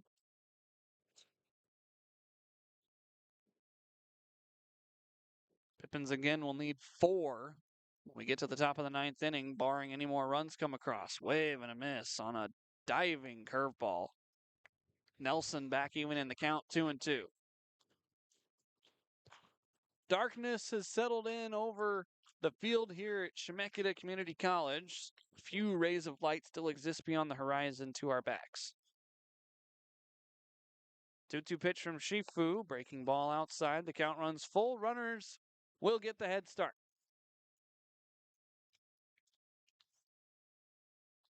Pippins trying to avoid walking yet another hitter. 13 of them so far tonight. There go the runners, the payoff pitch, and walk number 14 issued by Yakima Valley as Shifu missed down and in.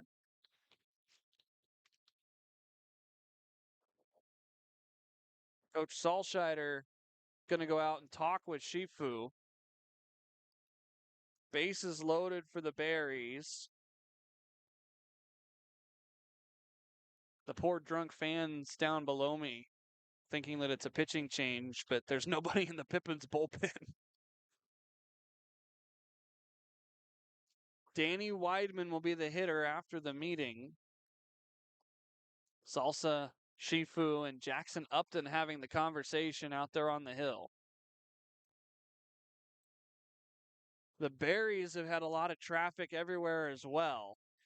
They left 2 on in the first, 1 in the third, 2 in the fourth when they scored 4, 1 in the fifth when they scored 3, 2 in the sixth, 3 in the seventh. They've got the bases loaded here.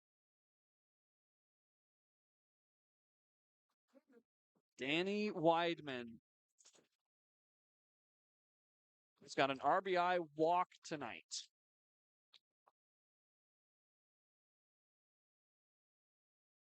9-5 the score here in Salem. First pitch, Weidman pops it straight up on the infield. Who wants it?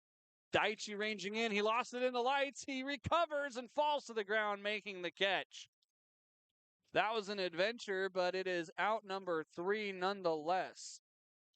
Bags left full of berries. No runs come across. Pippins need 4 when we come back to the top of the 9th inning here at Chemeketa Community College in Salem. Reminder all. And also, kids are planning on running. Down the left field line, Marion Berries Stafford down there. Thank you to Don Marshaw for making that possible.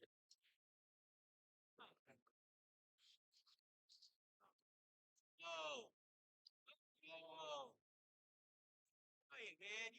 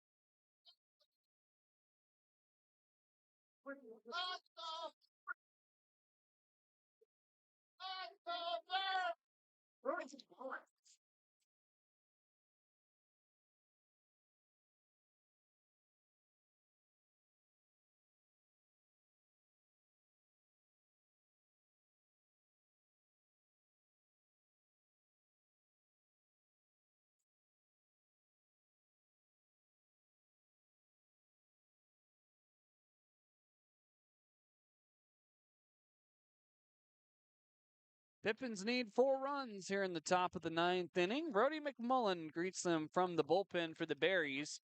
Man from right here in Salem has played in 2 games so far for his hometown team, 2 2/3 innings, 3.38 ERA.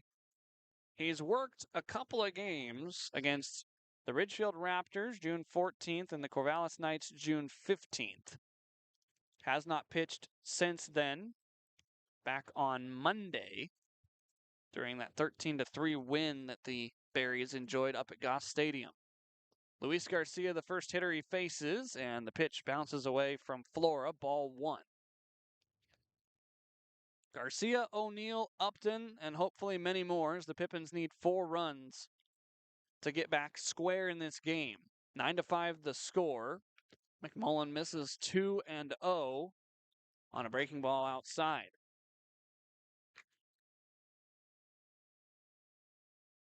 Pippins have been right there all night, just haven't seemed to find the runners they need as Garcia swings through a pitch at the top of the zone, 2-1.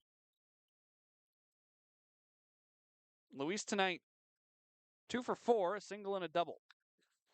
Fouling a breaking ball straight back to the screen. It's now 2-2.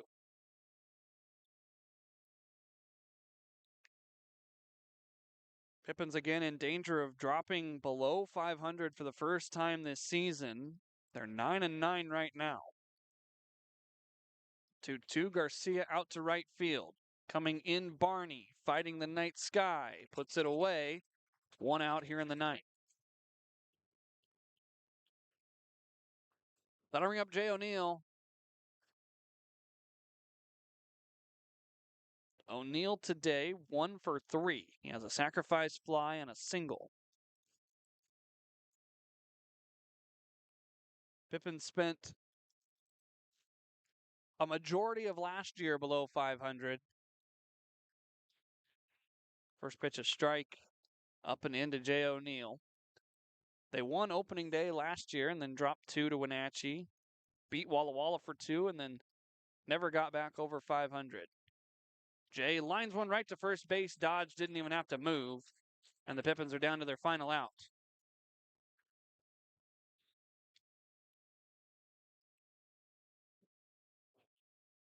Looks like a pinch hitter going to come up here for Yakima Valley. Jackson Walker going to be the man hitting in the place of Jackson Upton. Walker getting an at-bat here. He hasn't been a starter for about a week, so maybe the coaching staff trying to get him a spark at-bat, and we might see him tomorrow. You usually, in a close game like this, are either just trying to give a guy a chance or trying to start somebody for tomorrow. First pitch, hacking, 0-1. McMullen worked hard to get O'Neill or worked hard to get Garcia, and then O'Neill just lined the ball in the wrong spot. 0-1, breaking ball outside, 1 ball, 1 strike. So Upton replaced after grounding out and walking. Walker sends the 1-1 straight back into the mask of home plate umpire Derek Dunbar.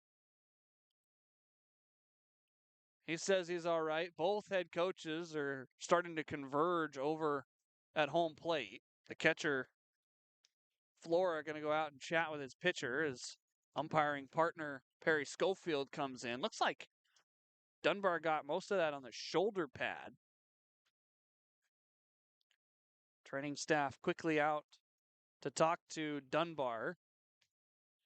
It's 1 ball and 2 strikes. We need 1 more strike to finish off this contest. It's unfortunate that as an umpire you get hit in this situation. Tucker Brock and Kyle Crustangel depart from home plate. Dunbar says he's all right. If anything, he gets the field tomorrow, so maybe a chance to rest and recover after the shot to the shoulder. 1 ball and 2 strikes to count. McMullen trying to finish off Walker rather, and finish off the Pippins. Heated him up with a fastball that Flora wasn't ready for.